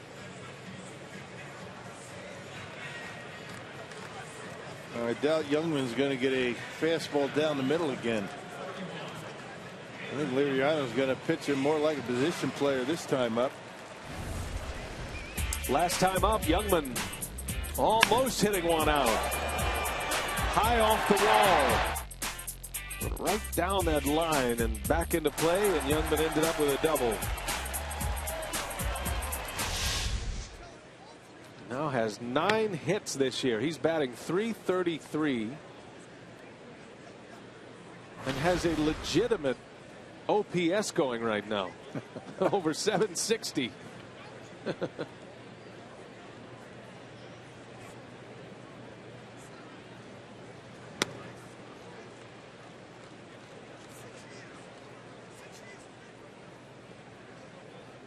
Taylor, 25 years of age. Man, Liriano not going to be messing around anymore with Youngman. He's throwing some pretty good pitches. Giving him his A stuff. Yeah. 1 ball, 1 strike. And slap foul. Man, that was a rocket into the Brewers dugout. Goodness. I'm sure that was close to someone. Maybe Lucroy. Pretty good bet it would be, Jonathan. if there's a ball that's going to find somebody in there, it'll be Lucroy, right? Yeah. And that is a strikeout for Liriano to end the inning. But the Brewers get on the board. Perez with a sac fly, and it is 1-0 Crew after 4.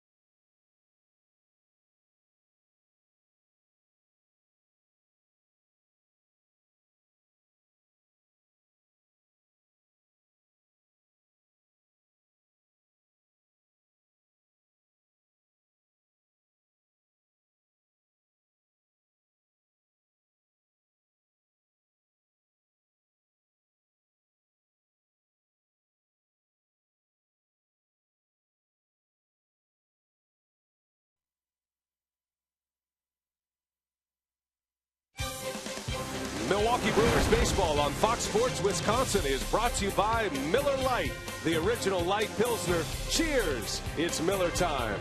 And by the Wisconsin Lottery, reminding you to please play responsibly. Hernan Perez with a sac fly, giving the Brewers the first lead tonight. 1-0 as we head to the 5th. Our Carsoup.com trivia tonight: who holds the Pirates record for most saves in a season? Good question. Mark Melancon is entering into the picture there, and he is having a great year as the Pittsburgh closer this season. Melancon with 43 saves leads not just the National League, but the major leagues as well. Youngman back to work, and now with a lead. It's got Jordy Mercer leading off, then the pitcher's spot, Liriano, and then back to the top of the order in Polanco.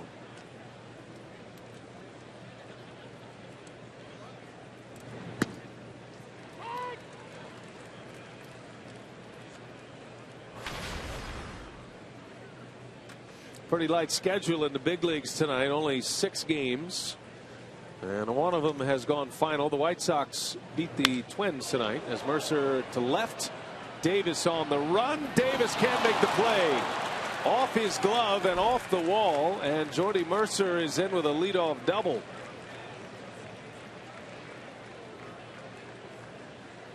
Man, hit that one hard. It looked like Davis was going to be able to make the catch. Just couldn't hold on to it. A fastball out away from Jordy Mercer, and Ed Davis had it right on the end of the finger, just couldn't hang on to it, and it's going to be a leadoff double for the Pirates. Stung that one. So Liriano, the pitcher up there, likely to bunt in this situation.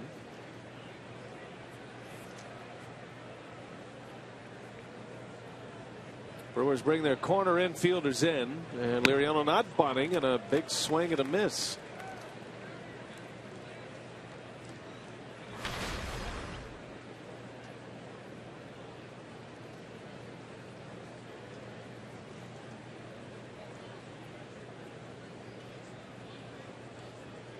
Brewers just got a run in the bottom of the 4th. Pirates threaten quickly here in the 5th. Snaps a string of 8 in a row, retired by Youngman. Liriano deep into center field. Santana easing his way back there, and he makes a catch for the out. That will advance Mercer to 3rd. Yeah, that hurts too. A deep fly ball by the pitch. You'd hope to be able to keep Mercer at second base. Hey, the Brewers renew their rivalry with the Redbirds Tuesday, September 15th through Thursday the 17th, as the Brew Crew returns home for a 3-game showdown with Yadier Molina and the division rival St. Louis Cardinals. For tickets, go to Brewers.com for information. Can I start that again? Yeah, go ahead. Just start from the beginning. Call 414-902-4000. Go to Brewers.com for tickets. Man. In a bit of a promo slump. You know what? I started out so well reading that too. I mean, did. I don't know what happened. Yeah, you started keeping score. Here's Polanco with the infield in for the Brewers, and he takes ball 1. It's like about halfway through you said, you know, I'm doing pretty well right now. I'm going to add some stuff, take some stuff out. I think the whole Yadier Molina threw me. Yep. See, just was that on the card? Yeah. Should have left it out.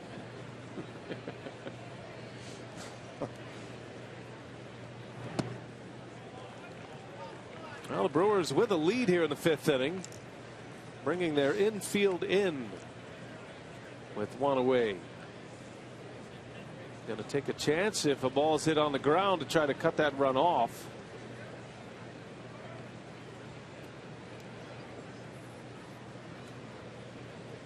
Two balls, no strikes. Yeah, right across the shoe tops. Nice pick by Lucroy. Well, that ball was headed for the screen. A fastball in the dirt. Lucroy did all he could, and he saves a run right here. Yeah, quick hands. Check it out. And a short hop on a fastball. Yeah, Polanco hops out of the way, but Mercer has to stay at third base. And it's 3 balls and no strikes on Polanco. He was a key out in the 2nd inning. He lined out with the bases loaded. And that's ball 4. Polanco walks on 4 straight. 2nd walk issued by Youngman to go along with a hit batter. And 3 Pirates hits. So 6 base runners tonight through 4 1/3.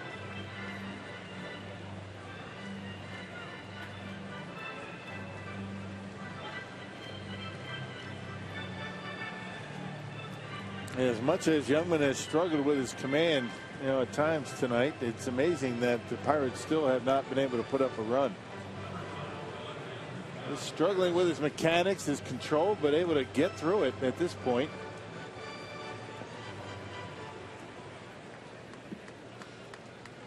Youngman dialed it into that 2nd inning and then retired the side in order in the 3rd and the 4th. He's run into trouble here. 2 on, 1 away. Harrison's a tough guy to double up at the plate. He's got to hit one at an infielder with something on it. He's got a big hole between 1st and 2nd. Likes to use that area. Right field.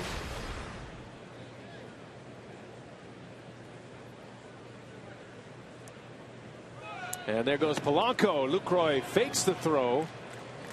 Polanco swipes 2nd base. That's his 23rd of the year. And once again, really no chance for Lucroy. Not a big lead, but a really good jump. Doesn't even bother looking in and steals without any throw. Polanco is among league leaders in stolen bases as Harrison grounds one to short. That's going to get a run in. RBI ground out ties the game. Josh Harrison with a ribby. Would have been your double play ball. Craig Counsell addressed that last week when the team was in Cleveland. Last road trip, a lot of stolen bases cost the Brewers runs. Youngman takes a while to get rid of the baseball, and the teams are starting to take advantage of that.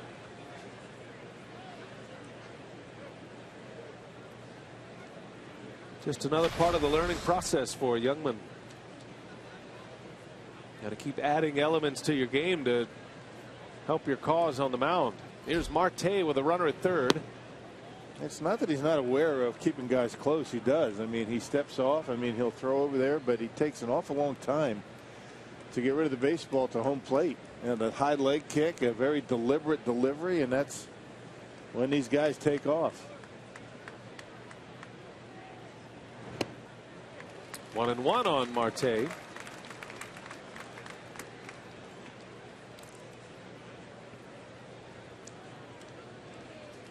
Brewers get a run in the 4th. Pirates answer in the 5th. And Youngman trying to keep it to just 1 in this inning. He's got the speedy Polanco at 3rd base. And the 1-1 pitch is grounded to 2nd base. Jam shot out to Herrera. Marte is retired. Youngman bends a little, gives up 1. His first run of the game. All tied at 1, headed to the bottom of the 5th.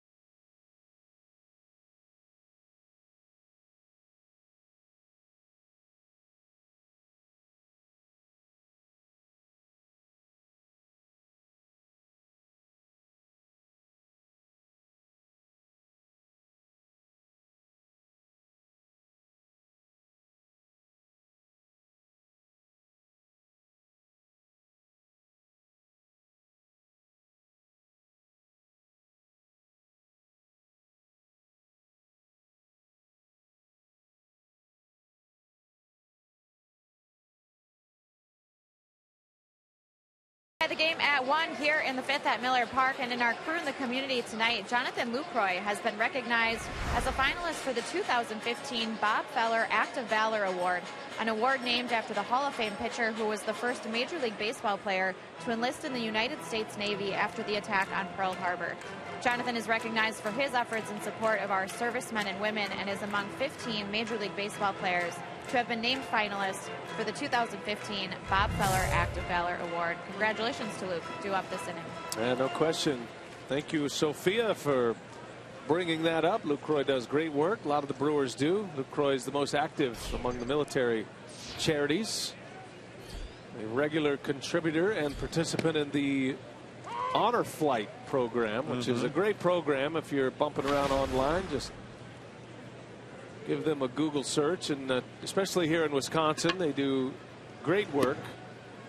And our friend Karen Relke, who does so much of the groundwork on a volunteer basis to put those flights together. Yeah, it's a great day trip to D.C. and to the war monuments. Hot grounder over to Ramirez, and Segura is out. Taking a bunch of our military veterans to D.C. and John Lucroy attended one of those flights. I hope to get on one of those flights at some point. Yeah, we need to head out there one off season. We got another one coming up in November. Yeah. But they need donations and they need your support so they can honor these veterans with this one-day trip. They charter a plane. It's a cool experience. Great footage, great videos.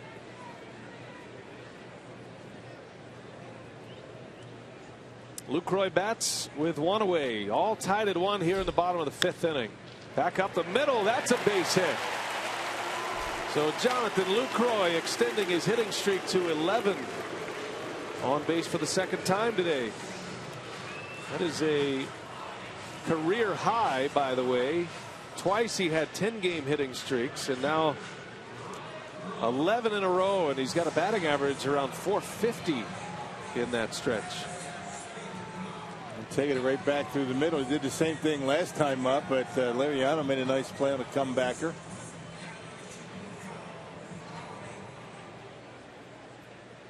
Here is Braun with a man on. How high can Lucroy get that batting average before the end of the season? 262 now.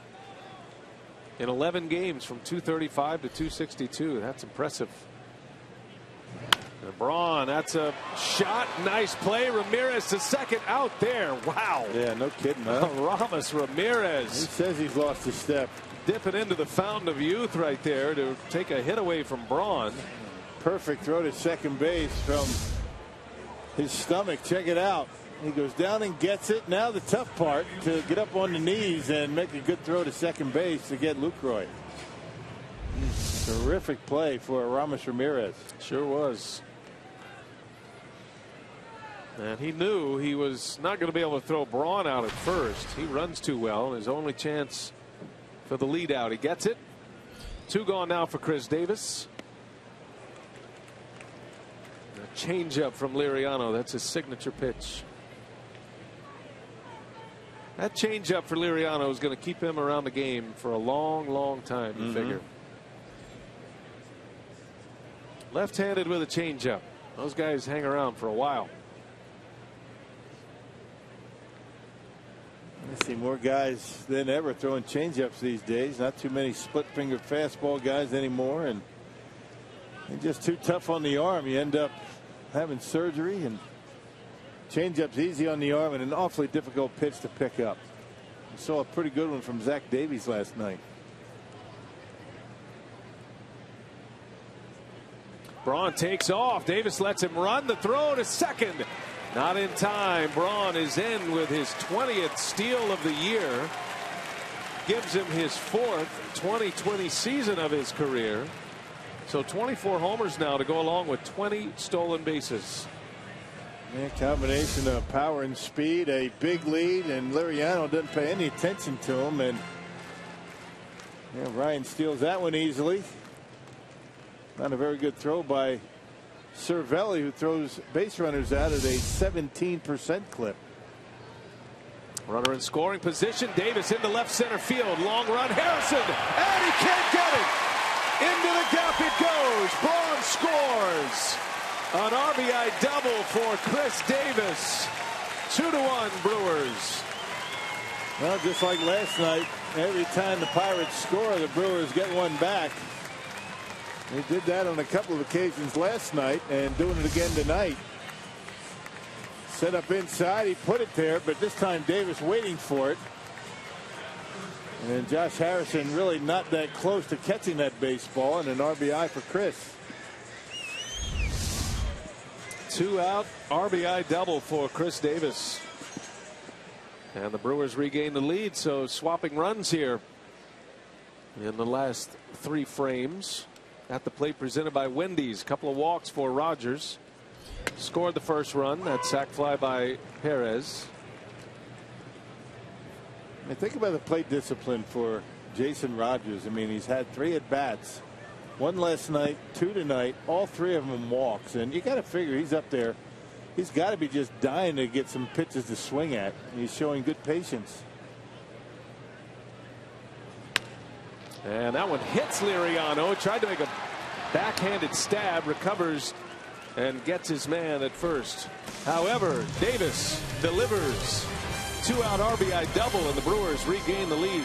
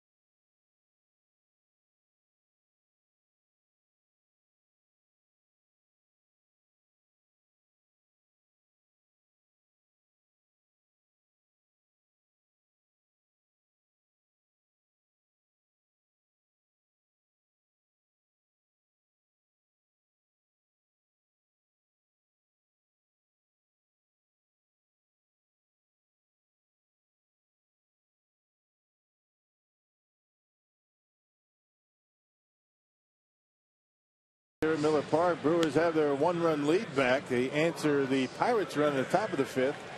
And as part of Fan Appreciation Weekend, all fans at Miller Park for the Brewers series with the Reds on Friday, September 18th will get a scratch-off card containing prizes like 2016 tickets, autographed memorabilia, and a team store shopping spree.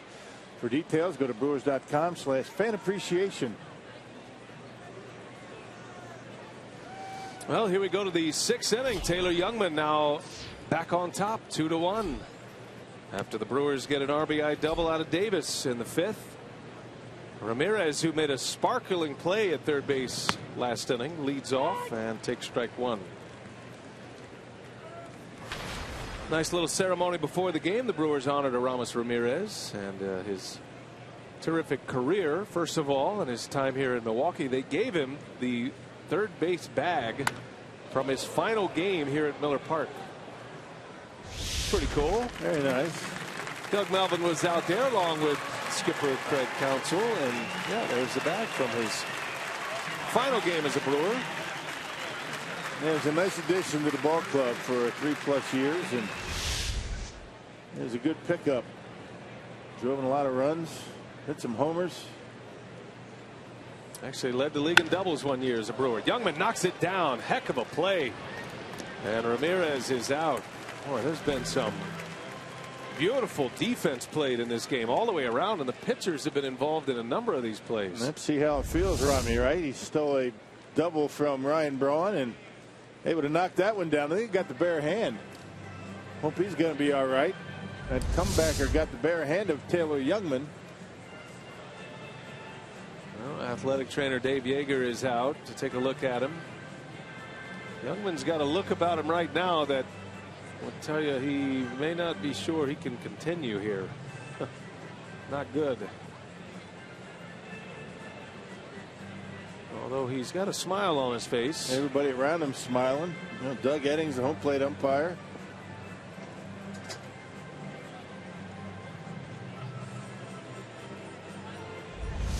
Let's see where it gets him on the hand, and we can tell anyway. Tries to get the glove up, just doesn't get it up in time, and oh yeah, right off the fingers. Ouch. Well, he made a good throw to first base. I'm sure that's got some sting to it. Rick Kranitz joins the group, the pitching coach. Yeah, a couple of relievers getting loose out in that bullpen. We're going to give Youngman, I would imagine, an opportunity to throw a couple to see how he feels. Smith and Thornburg. Well, the Brewers are in a position now you don't take any chances. Not that you take any chances on a young pitcher anyway, but they will err on the side of extreme caution, I'm sure, if Youngman doesn't show he can continue here, and he's going to have to prove to that man and the athletic trainer Dave Yeager that he's all right to continue. He's taking a lot of time between these tosses.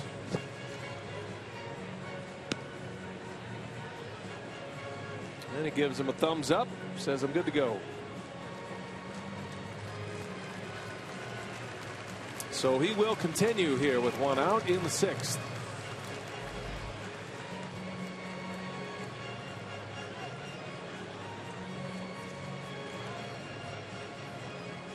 Well, in the meantime, I think both of those pitchers out in the bullpen are going to continue to get loose. I would imagine the leash is short, right? Yeah. So here's Neil Walker with one out. Switch hitting second baseman is 0 for 2 tonight. Both ground outs to second base.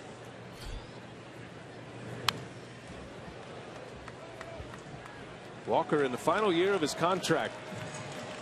A lot of Pirates getting multi-year deals. They have not extended one to Neil Walker. A Pittsburgh native. He was a star, two-sport star in high school. He's a star quarterback. Pittsburgh area prep. I would imagine that's kind of a burr in his saddle too, not being offered a contract. He's been a pretty good player. He's got a lot of power for a switch hitter. All of his home runs this year, all 13 have come as a left-handed hitter.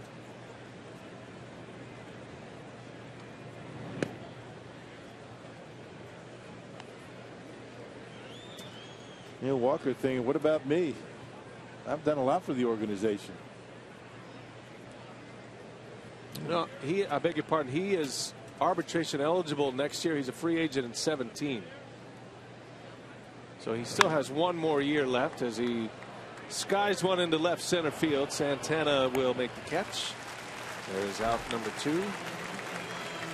2 up, 2 down. As promised earlier in the game, we have selected the Data Strong fan photo of the game. And it comes to us from Panther Scouts. I'm guessing that's Panther right there in the helmet. Kitty cat. Don't forget to use the hashtag #WisDataStrongFan, just like Panther did, for a chance to be featured in an upcoming broadcast. It's brought to you by T-Mobile. Is that your best effort tonight, Rock? The kitty cat? You know, I was thinking that's why I had a tough time with that promo a couple innings ago. I was grinding over that decision. Yeah, I mean, what did it come down to? Yeah, I think there was a lizard, a monkey. Animals and Brewers swag always makes air. I would have picked a monkey, but he had a Cub hat on, but I can't pick him. Fly ball to right, and Youngman, a 3 up, 3 down inning.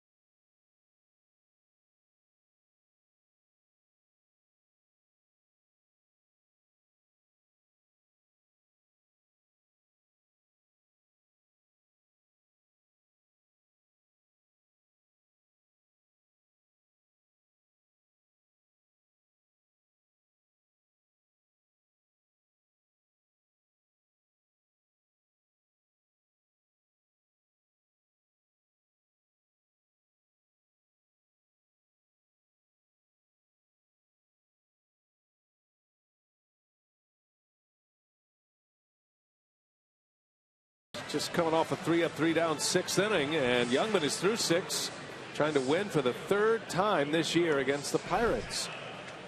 He's got a 2-1 lead. Our Car Soup trivia tonight: who holds the Pirates record for most saves in a season?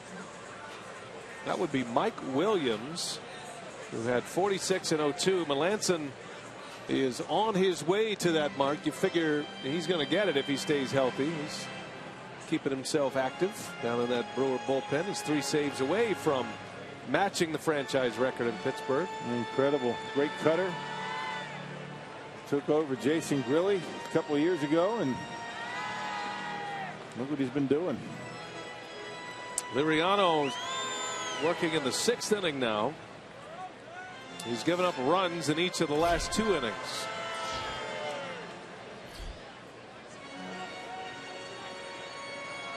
Domingo Santana will lead off.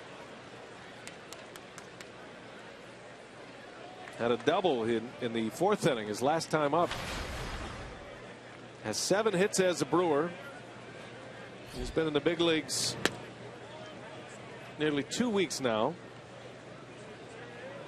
It'll be 2 weeks tomorrow. Made his Brewers debut.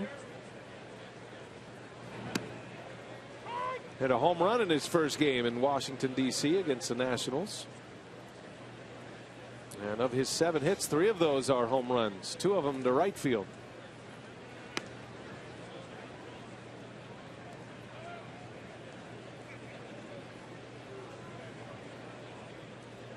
.6'5", Domingo Santana, rangy outfielder with a great arm.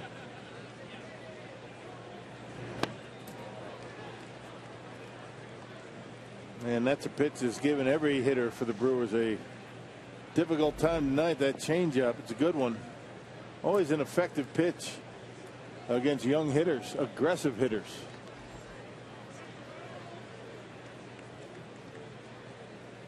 Santana had a monster year in AAA this year, coming to the Brewers from the Astros in the Carlos Gomez Mike Fiers trade, one of the 4 prospects that came in return.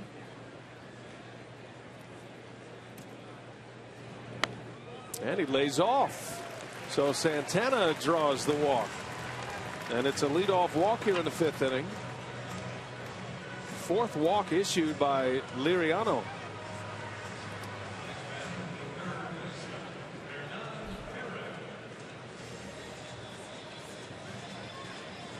Fifth walk, I beg your pardon. And here is Perez, who drove in a run with a sac fly in the 4th. Yeah, last inning, the only inning that Santana, or I should say Liriano, has not walked a batter.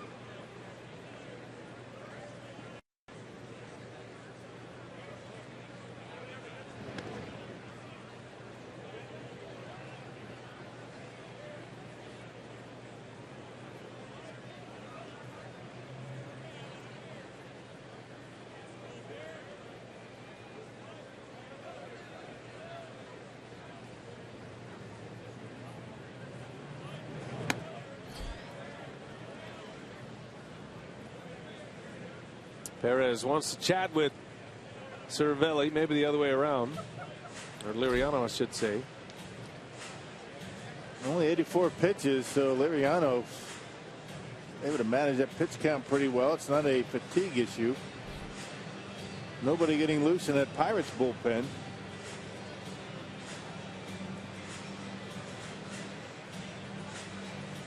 It's a very similar game as what we saw in the last Youngman Liriano matchup back on July 19th.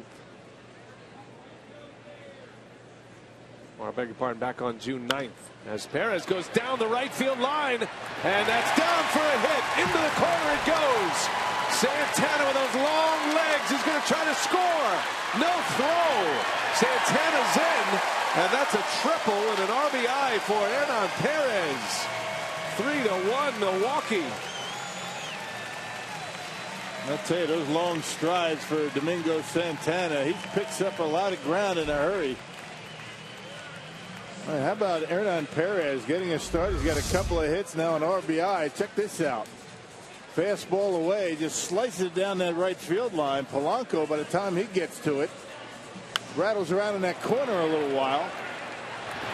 And once Santana saw it drop, he was picking him up and setting him down and able to score easily without a throw. Throwing into third base. Triple for Perez, his second triple of the year. He has 2 ribbies tonight. 2 for 2 at the plate. Makes it 3-1.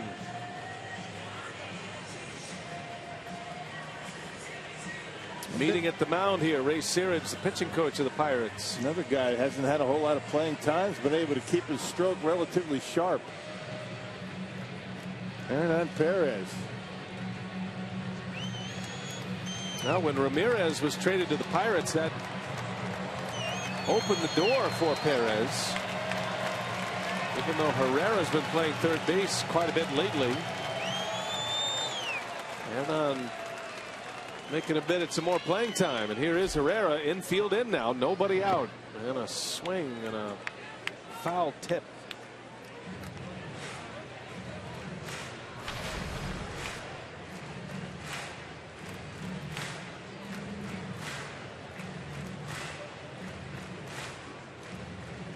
Pirates with their infield end trying to cut down another run from scoring.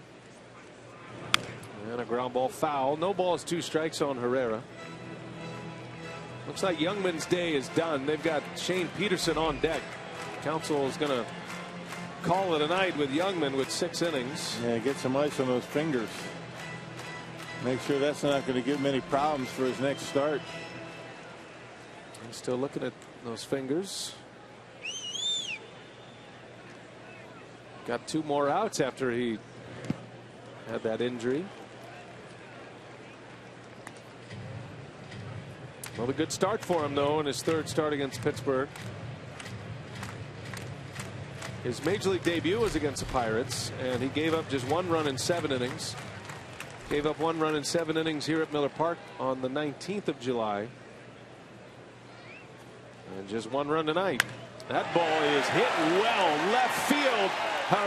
Herrera off the top of the wall and back into play. No, they're calling it a home run. And Herrera will touch them all. So a 2-run homer for Herrera. And just like that, the Brewers lead it 5-1. Now, who said he has a tough time hitting right-handed? Boy, I tell you, he put a charge into that one on a 2-strike pitch. 1-2 count.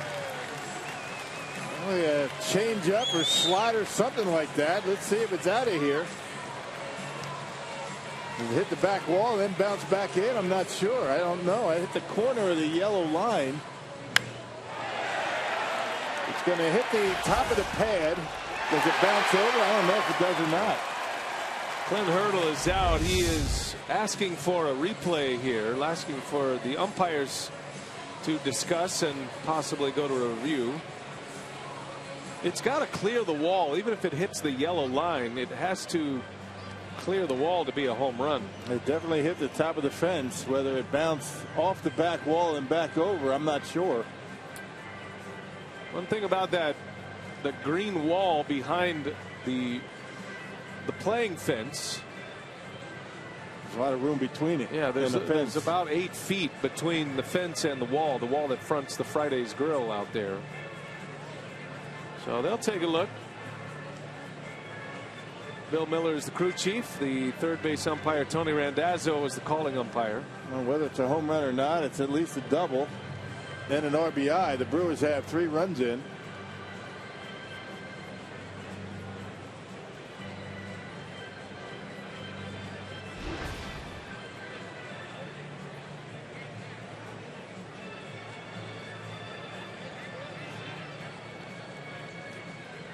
Now that's really going to be the determining factor. If you can confirm that it did not hit the back wall, then it's going to be a ball in play. Yeah.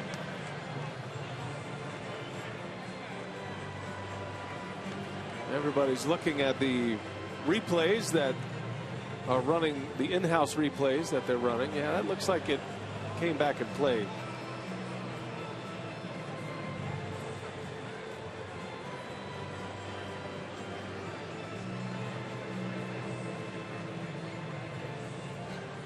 if it is a double, it'll still be one ribby for Herrera.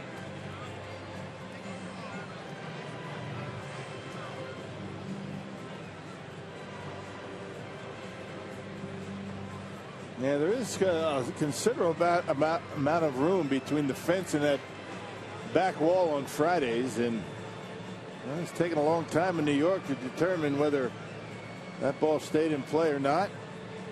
This falls under the old replay rule, which was the original replay rule, the boundary review. So this is not a Pittsburgh challenge here. There's no challenge to lose for hurdle. This is simply a boundary call review, which came in a year and a half before a regular replay did. And we have a decision from Chelsea, New York in the replay challenge center, and it is a double.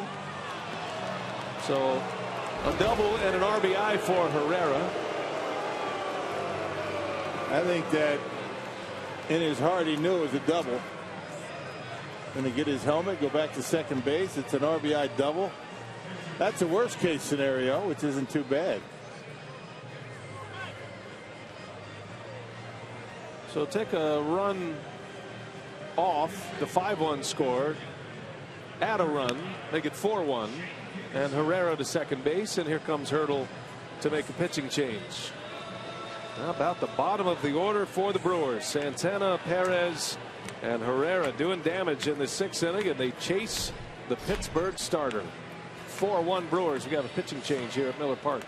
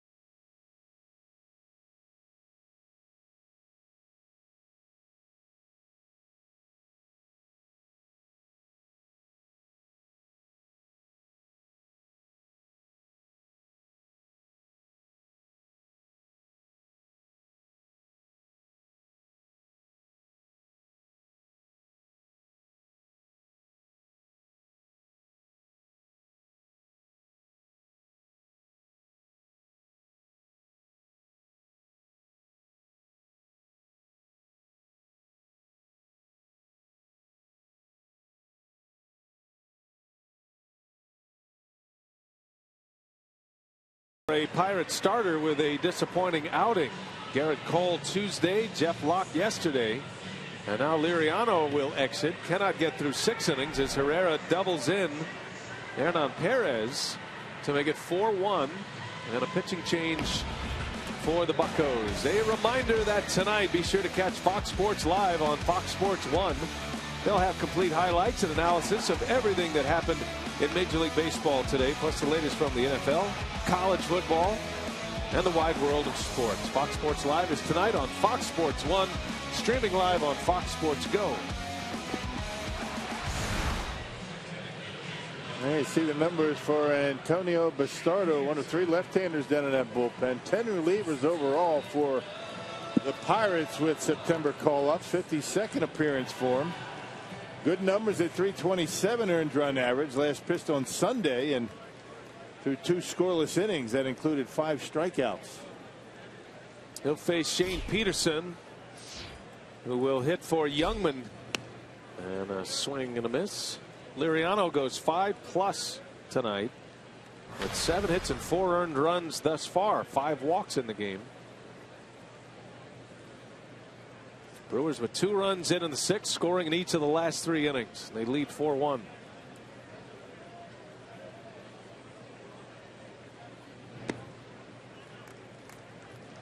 Shane Peterson as a pinch hitter this year is 9 for 31. That's a .290 average. He's got to hit the ball to the right side. If nothing else, if you don't get a base hit, you got to advance Herrera to third base. A little drag bunt wouldn't be a bad idea.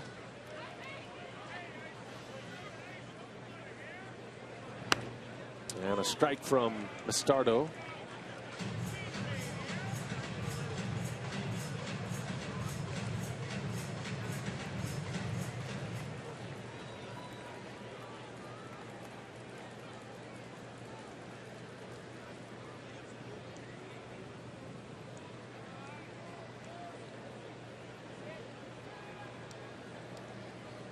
And Mercer right behind Nilian Herrera. I don't think Herrera's thinking about stealing a bag. He's not going to be able to get much of a jump or a lead for that matter.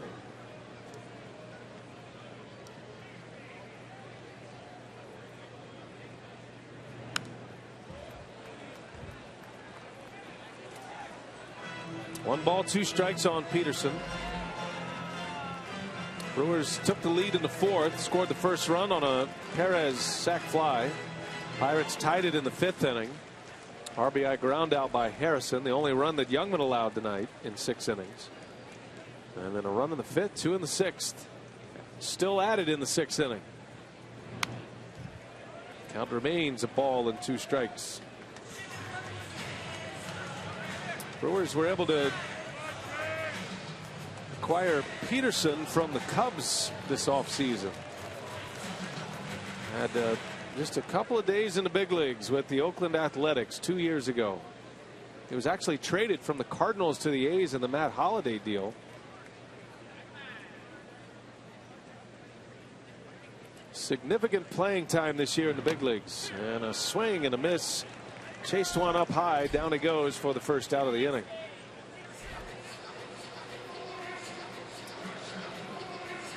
The Stardo fastball slider and got him on a 91 mile-an-hour fastball up in the strike zone.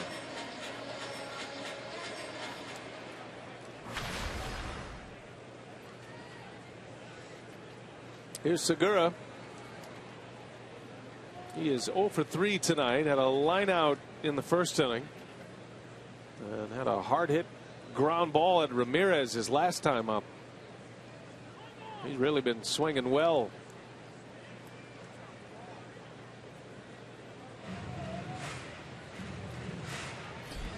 Pittsburgh starters in this series in 3 games. 12 2/3 innings combined. Yeah.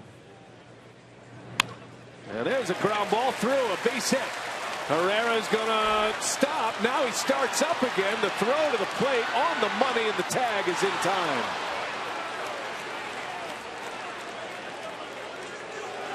Herrera stopped. I think Ed Cedar was trying to discreetly tell him to go. It was an interesting call there. Cedar actually fell down. A lot of confusion over there at third base. Let's see what happened. Yeah, let's watch Eddie as his signals are going. He's telling him to slow down, but after the bobble, he tells him to take off a little bit too late. And Ed Cedar with that bad knee over at third base. He hits the deck. And Josh Harrison able to throw out Herrera. Throws him out relatively easily. A good catch and tag by Cervelli.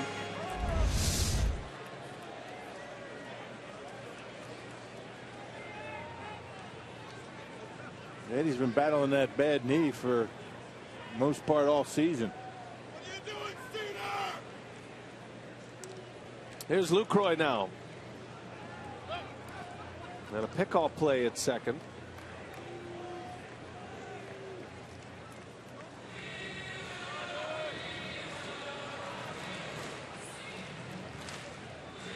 Lucroy's been hot, extending his hitting streak.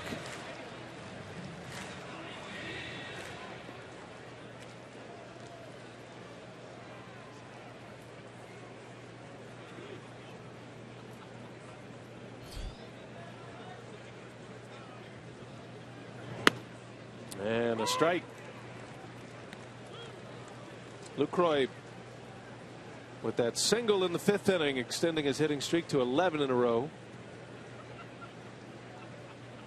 2 hits last night, 3 runs batted in.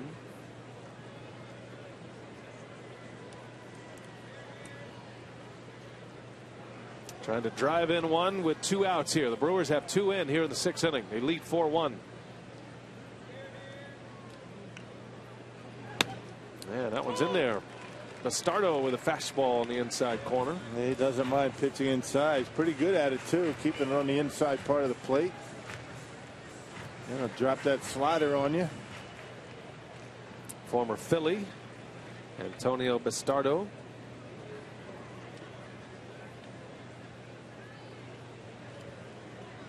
No balls, 2 strikes on the Brewer catcher with Braun on deck. And Segura takes off. Lucroy swings and misses, and the inning is over. But the Brewers get 2. They lead 4-1 going to the 7th.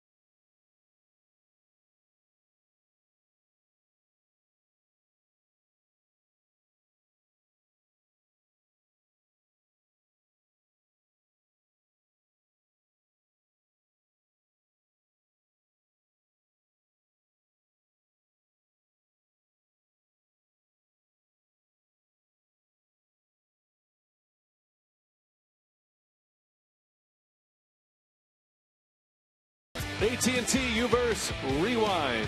Brewers lead 4-1. Got it started with a sac fly from Hernan Perez in the 4th inning, scoring Jason Rogers. And then the Pirates answered immediately in the 5th inning with an RBI ground out by Josh Harrison. But the Brewers have scored the last 3 runs. A 2-out RBI double by Davis, scoring Braun. And then in the 6th inning, Perez triples in Santana. Second RBI for Hernan tonight, and then Herrera. What was originally called a home run was reviewed, a boundary review, and turned into an RBI double. So the Brewers get 2 runs in the 6th. Perez has driven in 2 tonight. And we go to the 7th inning with the Brewers leading 4-1, looking for a sweep of the Pirates tonight. Yep, and Will Smith in appearance number 64 here tonight, a 247 earned run average for Will. It's been a while for him. On Sunday, pitched against the Cincinnati Reds, a 1/3 of an inning, gave up a hit, a walk. You can see 72 strikeouts in just 51 innings of work so far this year. Pretty good numbers for Will Smith. Smith will get the bottom of the order here. Alvarez, Mercer, and then a pinch hitter in the pitcher spot. Looks like Michael Morse will pinch hit here. So Alvarez is out, and Hurdle will play matchup. Pinch hitter Mercer, pinch hitter. Morse has always been a good hitter at Miller Park. He is a .432 lifetime hitter at this ballpark. 19 for 44 in his career, and he's hit 6 homers here at Miller Park.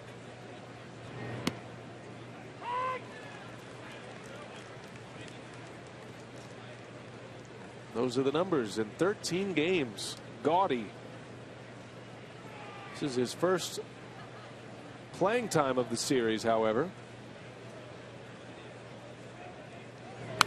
Yeah, he gets starts against left-handed pitching, but all 4 of his home runs have come against right-handed pitchers, oddly enough.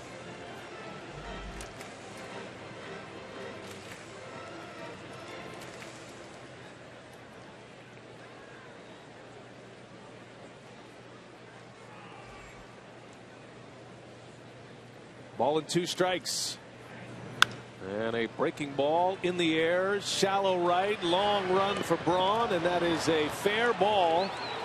And it skips away from Braun all the way to the wall. Morse will stop at third with a triple. That was close down the line. I think Braun thought it was foul.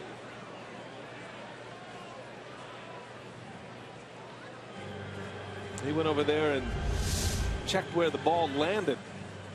Yeah, he's been running toward that line all night. Looks like it hit the chalk line or very close.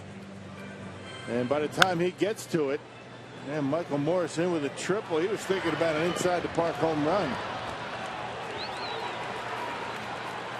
Big guy, he can run pretty well with those long strides and able to cruise on into third base. So a runner at third with nobody out. Jordy Mercer at the plate.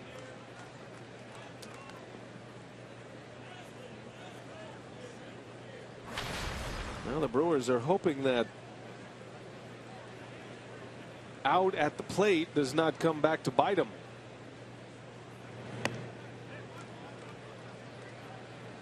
And a stop sign, then a go sign, and Herrera stopped, then started. Harrison had slipped in the outfield. He made a good throw into the plate.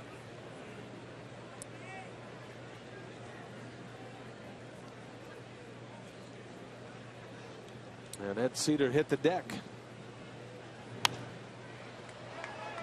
I guess once a guy stops, it's awfully difficult to get him going again. And if Eddie had it to do over again, he probably would have held him at third base.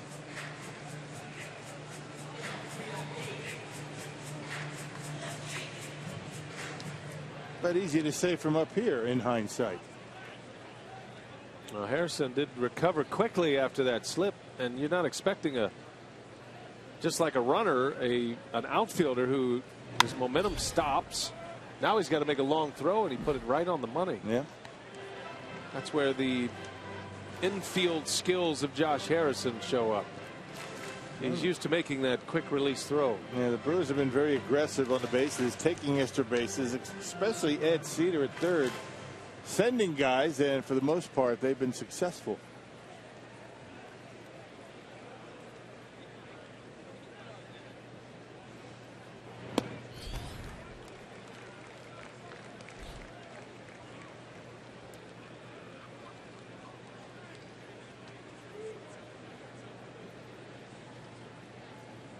Smith could use a strikeout. And a runner at third. Brewers are going to play their infield back with a 3-run lead. They'll concede the run. And Mercer hammers one to left field. And that will bounce off the wall. Morse is in, and it's an RBI double for Mercer. It's a 2-run game now. Pirates are coming to life against the left-hander. Yeah, not much you can do about that triple by Michael Morse. A little flare, triple down the right field line, and but this one is hammered. That fastball middle in, and Jordy Mercer able to drive it over the head of Chris Davis. So back-to-back at bats for Mercer with extra base hits. He's 2 for 2 and a walk.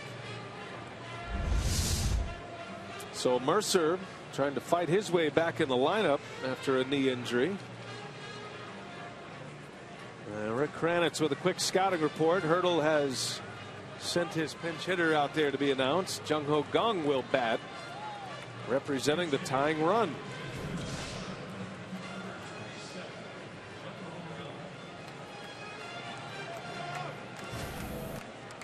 (4-2) Brewers. Pittsburgh scoring single runs in the 5th and now the 7th. RBIs from Harrison and Mercer. Nobody out with Mercer at second base.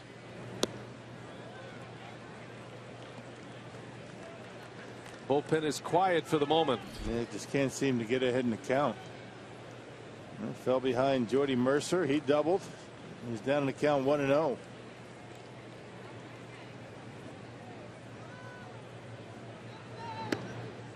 Ball 2.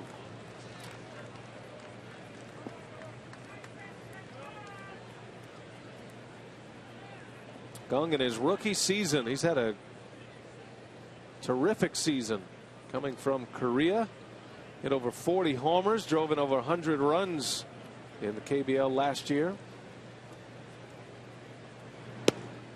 That's a strike. It's a swinging strike, says Doug Eddings, and it's 2-1. Gong made history becoming the first Korean player to be posted for, meaning a fee from a major league team to the Korean team he played for. Common in Japan, but first time it happened in Korea. And I'm sure there are going to be many more. Gung's success here in Major League Baseball has certainly opened up a lot of doors for position players in Korea. And it is a way for organizations there to make money, essentially selling their players. In Japan, there's a great sense of pride for a player to have a high posting fee. The team that gave him a chance at their major league level. There's a ground ball, hits the mound. That's through for a base hit. And that is going to score another run. And Will Smith has come on and given up 3 straight hits. A triple, a double, and a single, and it is a 1-run game now. 4-3 Milwaukee. And now the Brewers have activity out in that bullpen. We've got to get ready quickly now because the top of the order is coming up. Yeah, right back through the middle, and that was on a 2-2 pitch. And Young brings the Pirates to within 1 run. Well, you figure Smith's got one more hitter here. The left-hander Polanco coming up.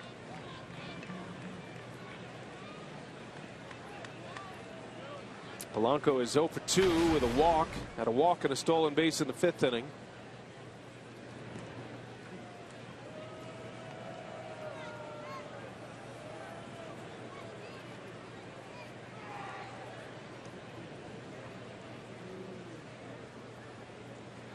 Hitless in his last 18 at-bats is Polanco. Tough guy to double up. He can fly. And he shows bunt. Takes a ball outside. Smith falling behind again. Next step for Will Smith in his evolution as a big league pitcher is to finish the season strong. He had a great year last year in the first half. And his first full season in the big leagues, and then tailed off in the second half. And trying to be a little more protective of his innings in the second half of this season. And again, yeah, it's the first time last year. It's the first time he was a full-time relief pitcher. He had to figure all that out. He had to figure out how to get loose and how to save himself. He's having a much better second half this year, but struggling here tonight as Tyler Thornburg gets loose again. Second time he's been up. Now remember, Jeremy Jeffress went 2 innings last night, so he's not available tonight. Polanco bunts it twice. Was still in the box. That'll be a foul ball, and it's 2-1. Yeah, right-handers go for Thornburg, Loesch, Knebel. Knebel pitched in last night's ball game, 2/3 of an inning. Jefferson, K-Rod, the right-handers. You got Jimenez down there, the southpaw. And the Brewers only calling up 1 pitcher with expanded rosters. That was yesterday's starter, Zach Davies. So unlike the Pirates, who have 10 relievers in their bullpen, Brewers with 8. 2 balls and a strike. Showing bunt again, gets it down foul. 2-2 now on Polanco. Interesting that Clint Hurdle has him bunting. Maybe he's doing it on his own. I'm not sure. Top of the order. 7th inning. You got your leadoff hitter trying to drop down a bunt. Might be different if he was swinging the bat better. He's mired in a long hitless streak right now. He's hit some balls hard, though. It's not like he's punching out every time up. Hit a couple of balls hard tonight. Now he lined out with the bases loaded in the 2nd inning. Hit one right to Davis in left field. That was a big break early for Youngman. Hit the ball hard a couple of times last night. 2 balls, 2 strikes. And a called strike 3. Smith punches him out. And a lefty matchup was one of the reasons why they were probably having him drop down a bunt to get Gung into scoring position. There's that slider, the curve ball right on the lower portion of the strike zone, and he rings him up. First out of the inning. And Smith will continue here against Josh Harrison.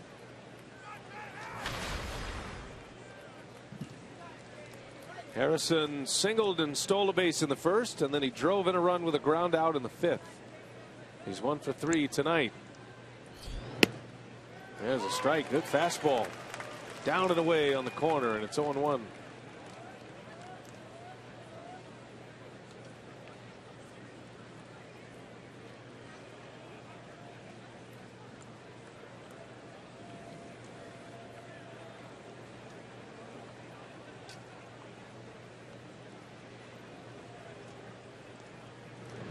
Ground ball to the shortstop. Segura steps on the bag. Throw to first is wide. Rogers did a great job keeping that one out of the dugout. Brewers get the lead out at second. And not sure it's hit hard enough anyway. Segura had an option to flip it over to Herrera, but he thought he had the momentum going in the right direction, just off the mark. Not sure he would have been out anyway. Good play by Jason Rogers. Harrison runs well. So 2 outs. Here is Marte. Pirates have the tying run at first. Marte representing the go-ahead run. You figure Harrison might try to run here, even though Smith does have a good move. And you got a power hitter up. So if you take off, you better make sure you make it with Marte at the plate. Marte's hit 15 home runs this season. 0 for 3 tonight. Braun made an excellent play on him in the 3rd inning on a foul ball down the right field line.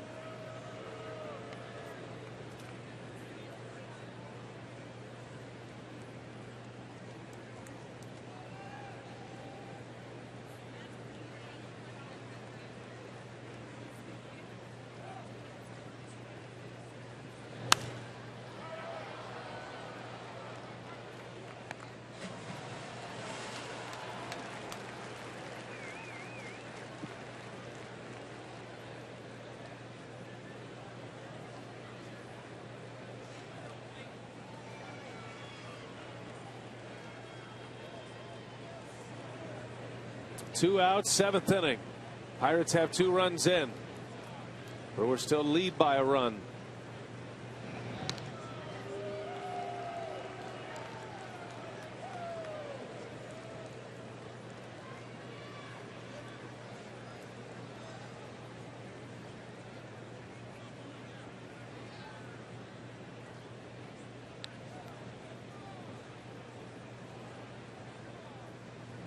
Marte takes a strike. Good curveball that time. Giving Lucroy a chance. He's been pretty quick to home plate. That's why Harrison hasn't been able to run.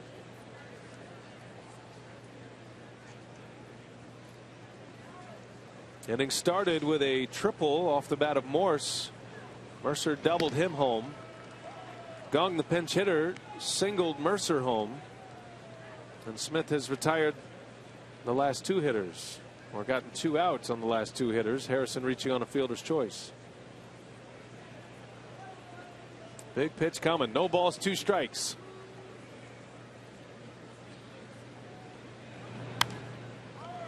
Marte was ready for that one, and he fouls it away.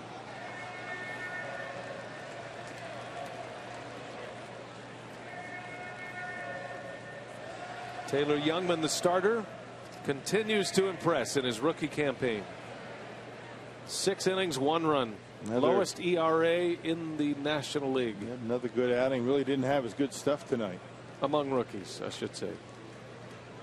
2.42 ERA is his updated ERA. Yeah, Youngman was wrestling a little bit early. Had the bases loaded, got out of it. Only run he gave up was in the 5th. trying to beat the Pirates for the 3rd time this season. But the bullpen's going to have to bring him home. 1-2 pitch. Marte fouls it back. And left that one up right down the middle of the plate. And Marte had a good pitch to hit. Missed it. And Smith has not really messed around too much with the inside corner with Marte at the plate. Everything away.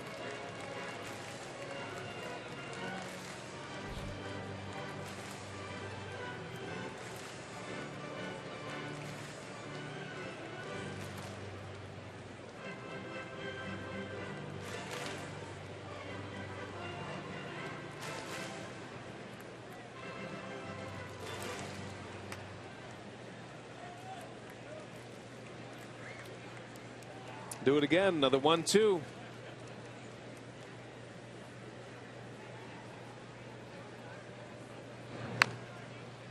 And Marte's hanging tough.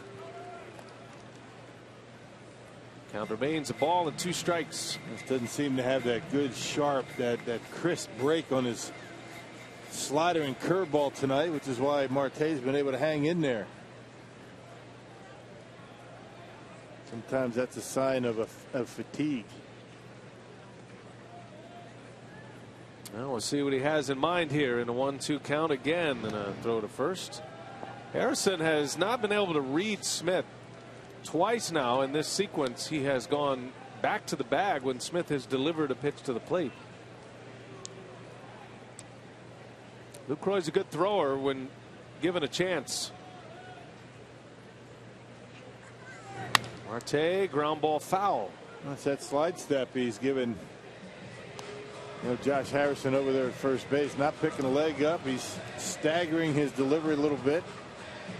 Stepping off and making a snap throw over at first. He's just keeping him off balance. Not allowing him to get comfortable over there with his lead. It's going to be an 8-pitch at bat. We're still in a 1-2 count.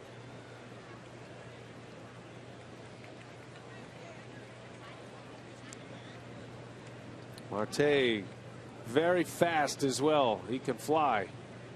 1-2 and a ground ball up the middle. Herrera's there. Jump throw, no chance to get Marte, and it's another infield hit for him.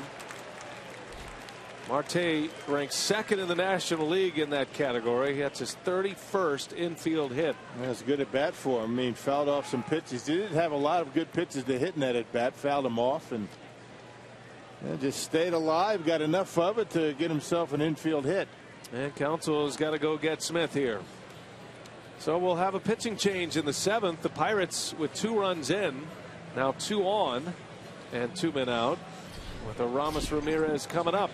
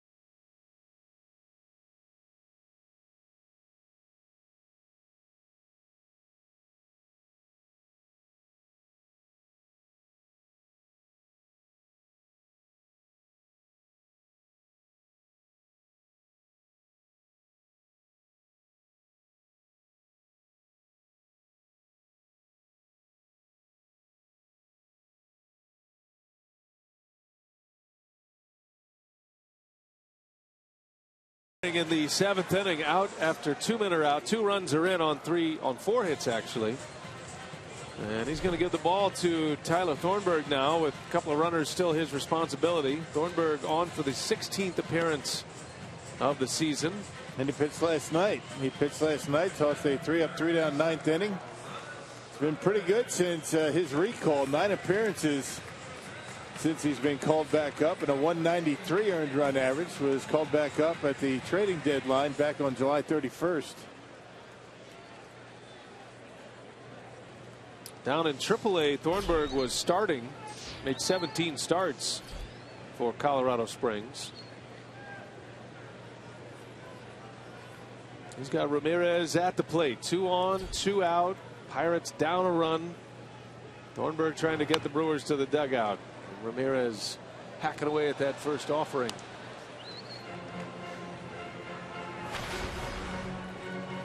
Aramis has been hot. He's 0 for 3 tonight.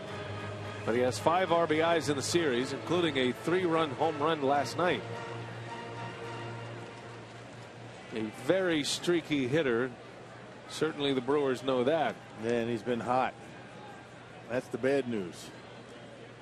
Great speed on the bags. Harrison and Marte.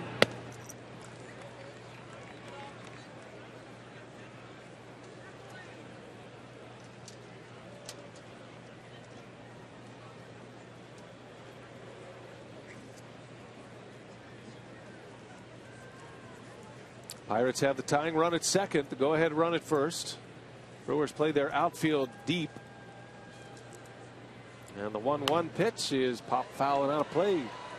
Thornburg's been able to get a couple of fastballs in there on his hands. 1-2 on Aramis. Thornburg was wearing number 30 his first time around with the Brewers. Went back to AAA and then got called back up. 30 was then occupied by the manager, Craig Counsell. Yeah, not going to get that one. You find a new number.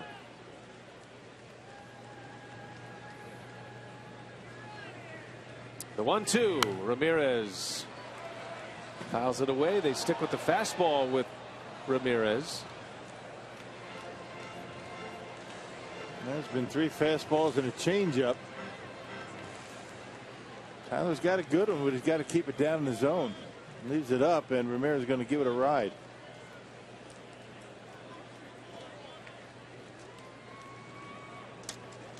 RBIs in this inning by Mercer and Gung, the pinch hitter. The 1-2 again, and a ground ball foul.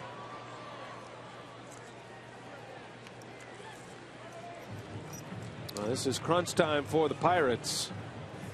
They're trying to chase down the Cardinals. They are 6 games behind St. Louis in the National League Central. St. Louis is off tonight. Pirates start a 3-game series with the Cardinals tomorrow, and the first of 6 remaining games against the Cardinals. But the Brewers are trying to sweep the Buccos. Got him. Ramirez chases a high fastball.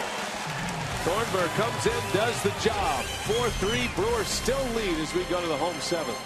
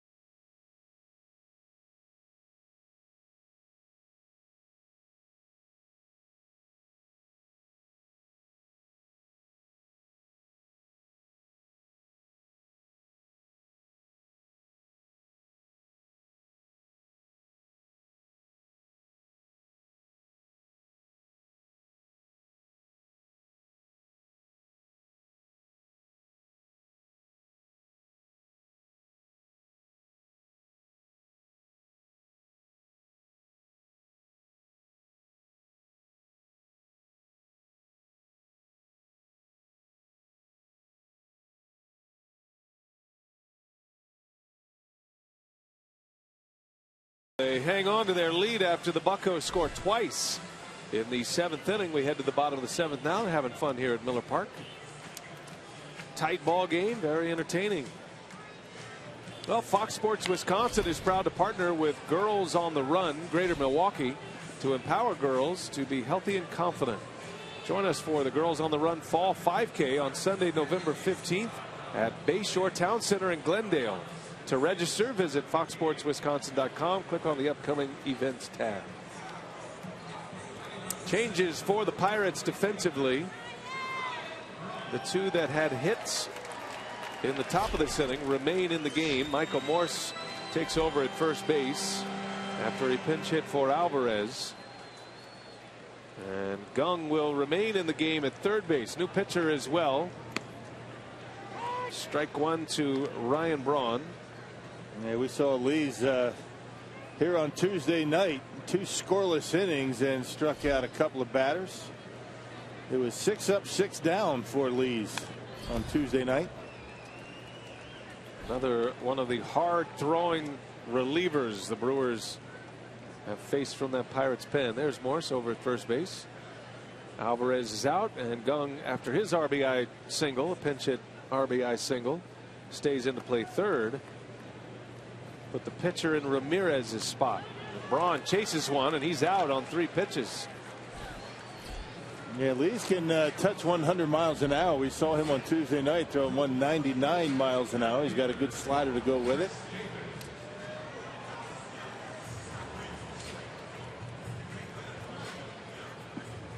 There's Chris Davis now.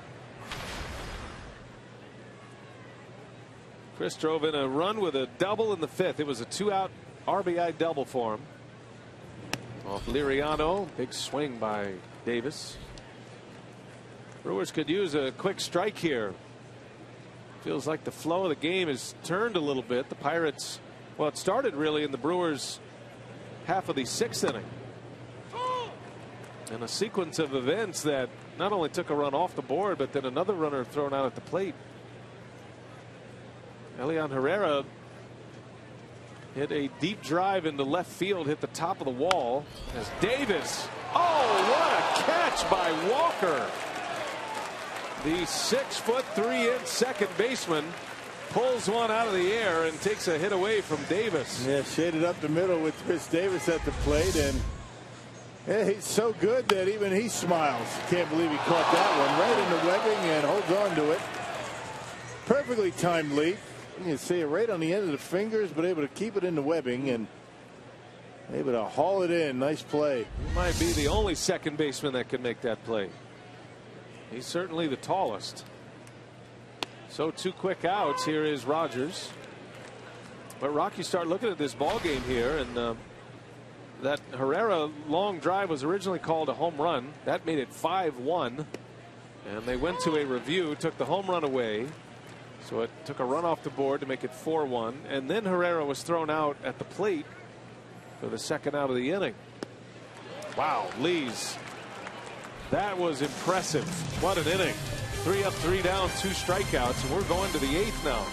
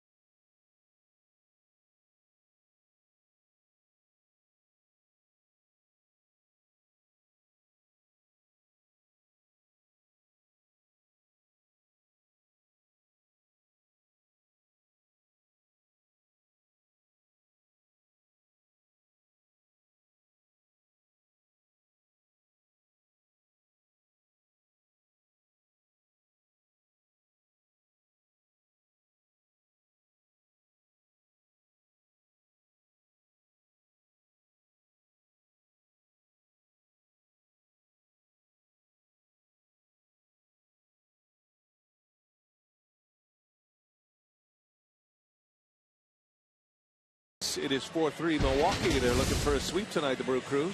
Miller Lite, what's on tap? We'll be seeing red tomorrow. Matt Garza back on the mound, trying to answer. Tomorrow night, 5:30 is airtime for Brewers Live. You got Peralta Saturday, day game Saturday, and then Jimmy Nelson a day game on Sunday. Miller Lite, what's on tap? Wow, this is a surprise here. Jeremy Jeffress, after 2 scoreless innings yesterday and the winning pitcher in yesterday's game, is back out there, and he has the 8th with a 1-run lead. Man, the one reason he might be back out there, didn't throw too many pitches. Remember that 7th inning yesterday? It was an 8-pitch inning, and then he had a 3 up, 3 down 8th. And so Jeremy, 60th appearance. This is a rarity after 2 scoreless yesterday. Yeah, Jeremy threw only 18 pitches in last night's appearance. Santana moving over to left field. Entering the game is Logan Schaefer.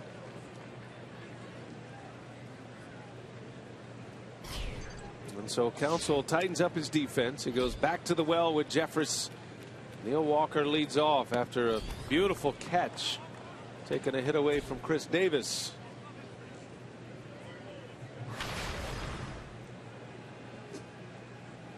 Walker tonight is 0 for 3. 2 ground outs and a fly ball to center. And that's lined right to Segura. That had some slice on it. Yeah, how's it feel? There you go. That one might have stretched the webbing on that glove a little bit. That was a bullet off the bat of Walker. Well, Walker robs a hit, and then he's robbed of a base hit. Right at Segura, had him played perfectly. Barely has to move. Tightening up those strings.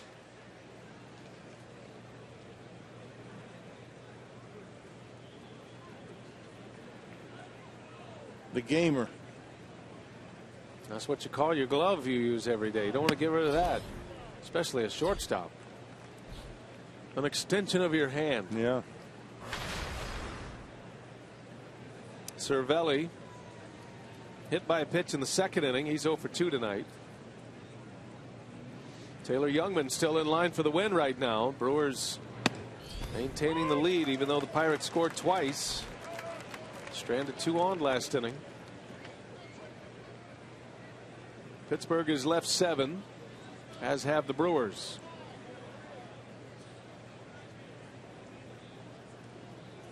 Sophia Minard had a nice feature on Jeremy Jeffress in our Brewers Live pregame today. It's a great story. Comeback story. Ground ball in the hole. Segura winds it up. Long throw. Hey! What a play that was. Gene Segura. Ends up over by the stands in foul territory in 3rd base. This kid has some kind of throwing arm, so he takes away a couple of base hits to start the 8th. Snares a line drive. Look at this. Check this throw out. This is a big league arm right there. Right on the money. And he does that as well as anybody. Able to get his feet under him and get him by a step. Man, that was impressive. Jeremy Jeffress says, "You the man." Thank you very much. Yeah. 2 outs in the inning. Jeffress facing Michael Morse, who started the Pirates rally last inning with a triple. A little flare that bounced right on the line and down into the corner. This guy's got big power. You got to be careful with him. Yeah, likes the ball out away from him. He stands awfully far from home plate. You can crowd him, but you got to get it in there. And the pitch that he hit for the triple was actually a ball off the plate. Big long arms he can reach. Jeffress still throwing hard after 2 innings last night. He's come out in the upper 90s.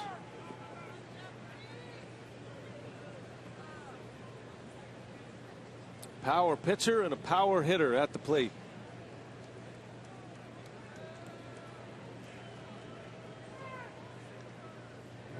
And Morse down the right field line. That is a fair ball again into the corner. Braun plays this one. Morse will stop at second with a double. And Michael Morris has come on in his first 2 at-bats in the series. He is 2 for 2. A triple and a double. And this one hit with authority. The other one is kind of a fly ball that just hit that right field line. This is a line drive that is fair by about a foot. This time Ryan able to hold him to a double. And Hurdle is going to bring on a pinch runner for Morse. Pedro Florimon will pinch run. So speed on the bags now, representing the tying run. 2 outs in the inning. Here's Mercer again, who's had a good night. Doubled in a run his last time up. Doubled and scored in the 5th. And he's walked tonight. He's 2 for 2 with 2 runs.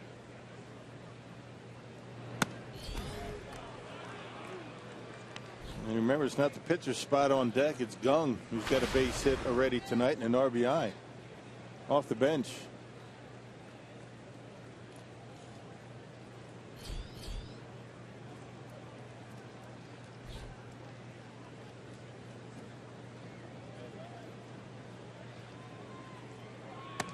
Inside, almost hit him.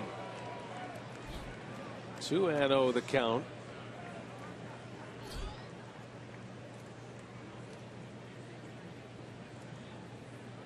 Well, Jeffress, 2 innings and then come right back the next night and back on the mound. That's a lot to ask out of a reliever. Although Jeffress' innings were clean last night, 6 up, 6 down in those 18 pitches. He threw 18 pitches, 13 for strikes. Yeah, he's got 9 pitches so far tonight.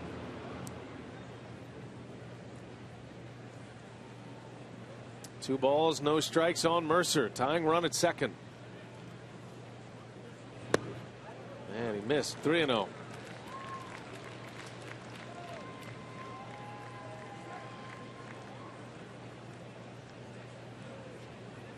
Does Mercer have the green light here?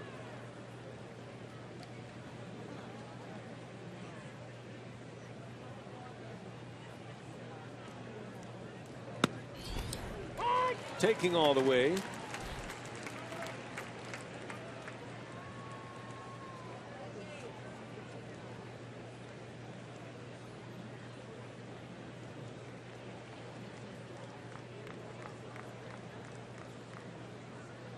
Got a hitter's count. 2 outs, 8th inning. Brewers lead by 1. Mercer takes ball 4. Jeffress wanted that call. 2 on again for the Pirates. Now the go-ahead run is aboard. Man, 3-1 fastball, looking to tie the game and just a little bit out of the strike zone. And Jody Mercer is satisfied with the walk. He's been on base all 4 times tonight. 2 doubles, 2 walks. So this sets up a showdown here with Jeffress and Gung. Gung had a sharply hit ground ball back up the middle last inning off Smith. RBI single to drive in the 3rd Pirates run.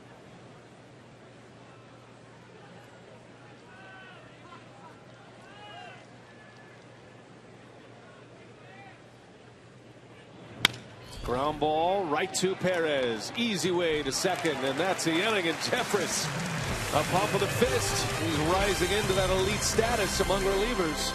Nice play, Segura.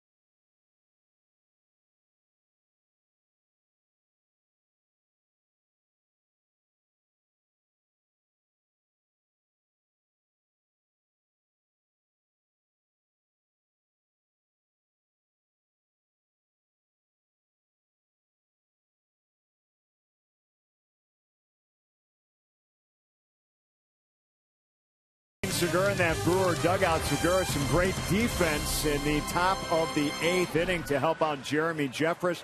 13 straight scoreless outings for Jeremy Jeffress. But, Davey, as we get ready for Brewers Live postgame coming up, one of the guys we're taking a look at on offense is Perez. A couple of RBIs for him today. But how about Perez coming through in the 6th inning with that RBI triple? Oh, yeah.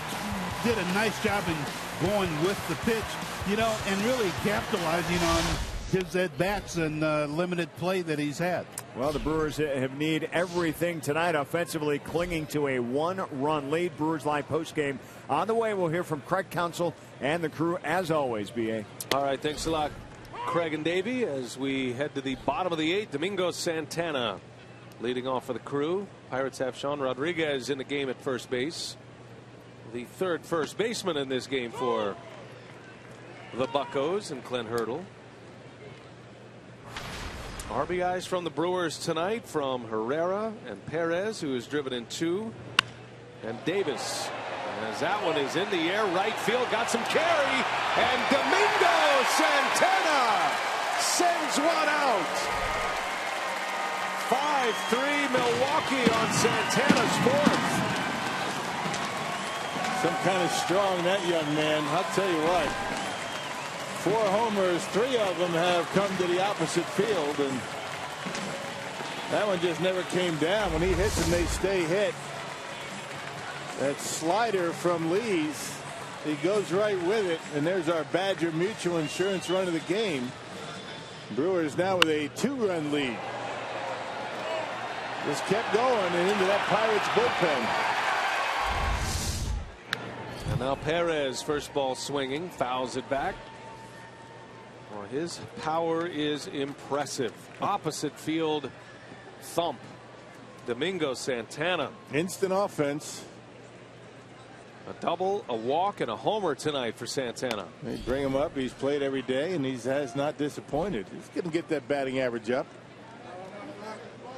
Now, the first one he hit as a Brewer in Washington was pulled right down the left field line. Everything else into center or to right center. Yeah, and even the center field is just because it was in the right center. That's how they log them in. But they're opposite field home runs for sure. And a ground ball right side. That's going to sneak through a base hit. Hernan Perez with his 3rd hit of the game.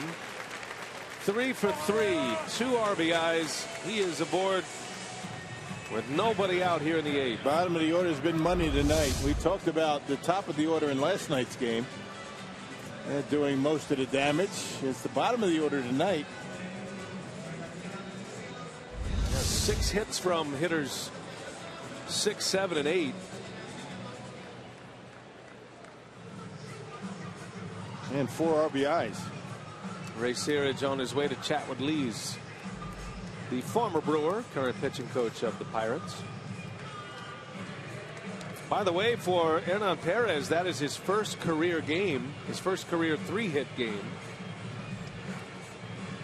All smiles tonight. Made a beautiful play defensively, had a diving stop last night at third base. All the work pays off. Good opportunity for these young kids to show what they can do at the major league level here in September. Done a nice job. Elian Herrera now. RBI double in the 6th. Thought he had a home run briefly. Originally called a homer and then overturned on review.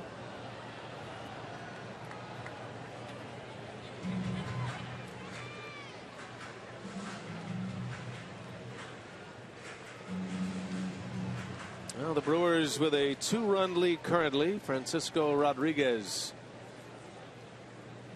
will no doubt have the 9th in a safe situation right now.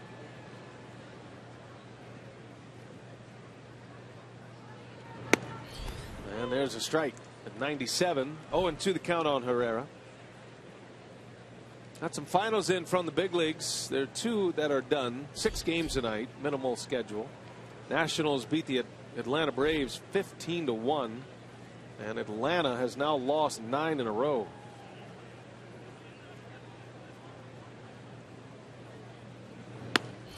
Got him. struck him out on a fastball for the first out of the inning. Third strikeout for Lees. And made the mistake with a slider to Santana. It's been all fastball since. Not messing around. There's Logan Schaefer now, his first at bat after entering the game defensively in center field.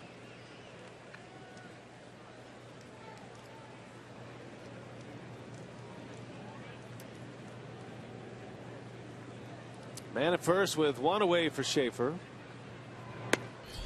And strike one. The other final from the American League was the Twins and the White Sox. White Sox beat Minnesota 6-4. Twins are right in the wild card picture. They played today 1 game behind the Rangers, who were off tonight.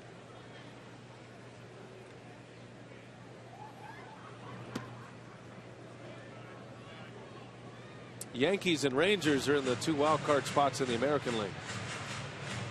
And Pirates and Cubs in the National League. Doesn't feel like a whole lot of drama left in the National League. Yeah, it's kind of foregone conclusion, right? But who knows? Really, the best race is between the Cubs and the Pirates on who's going to get the home field advantage in the wild card game.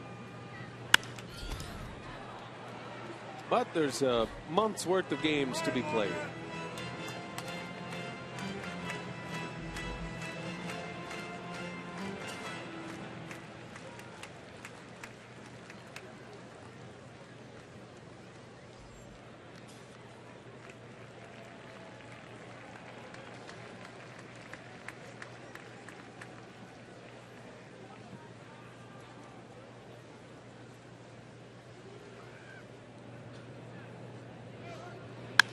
Ground ball right there is Mercer, and a double play to end the inning. That will retire the side. However, Domingo Santana with a home run to the opposite field. Number 4 for Santana is the Brewer, and it's 5-3 Milwaukee as we go to the 9th.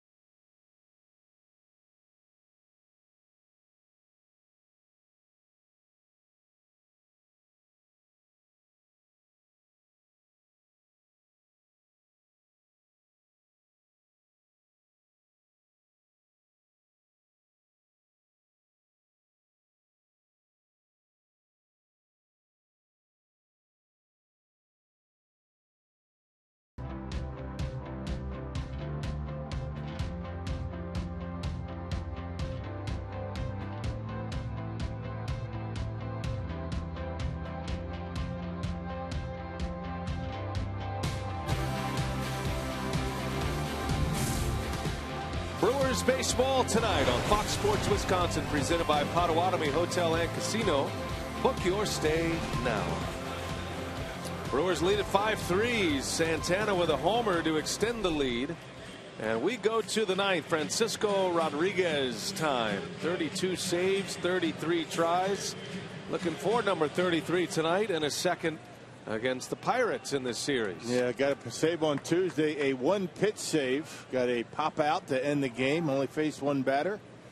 Got him out and got number 32. Overall, a .251 earned run average for K-Rod. 53 punch-outs and 46 2/3 innings this year. Back-to-back 30-plus save seasons as a Brewer. It is the 7th season with 30 or more saves. Top of the order coming up. Polanco leads off, then Harrison, and then Marte. And if anybody reaches, the pitcher spot would be due up, and I would imagine you would see Andrew McCutchen at that time. Yep, he's lurking on that bench. Polanco didn't agree with that call.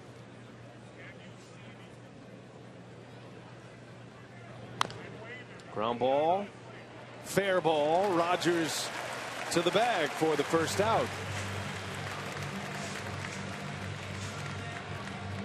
Milwaukee is looking for their 6th consecutive win against the Pirates. Go figure.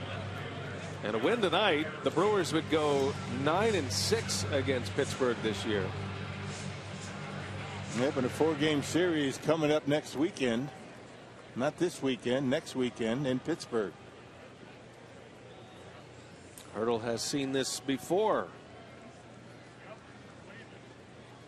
Pittsburgh came into town as the hottest team, one of the hottest teams in the big leagues. Coming off a huge August. They went 18-10 in the month of August. Andrew McCutchen named the player of the month in the National League in August. But they were swept here in July, and K-Rod is 2 outs away from doing the same in September. 0-2 the count on Harrison.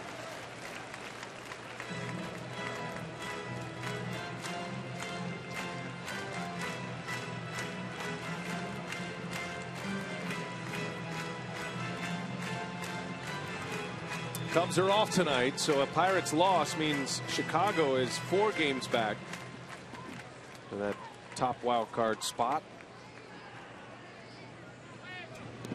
I'm not sure if it matters really. There's not enough seasons of wild card 1-game playoff play, but in the 3 seasons the road team has won the majority of those games. Yeah, well, you still want to be at home. Pittsburgh, one of the few home teams that have won a wild card play-in game when they beat the Reds a couple of years ago,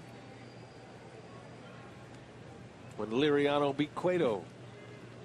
Here's a 1-2 and a ground ball. Chopper to third. Got to hurry it over.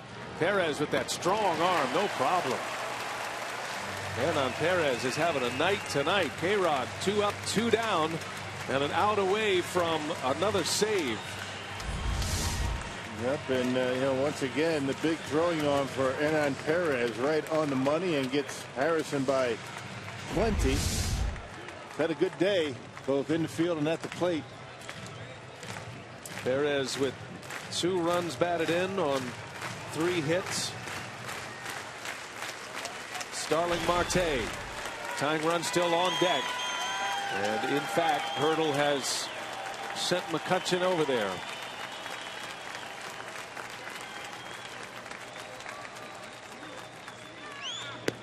Strike. A little fastball dropped in there. Yeah, which means this is a big out right here. This is where you want to end it. That's the last guy you want to have hit in this inning.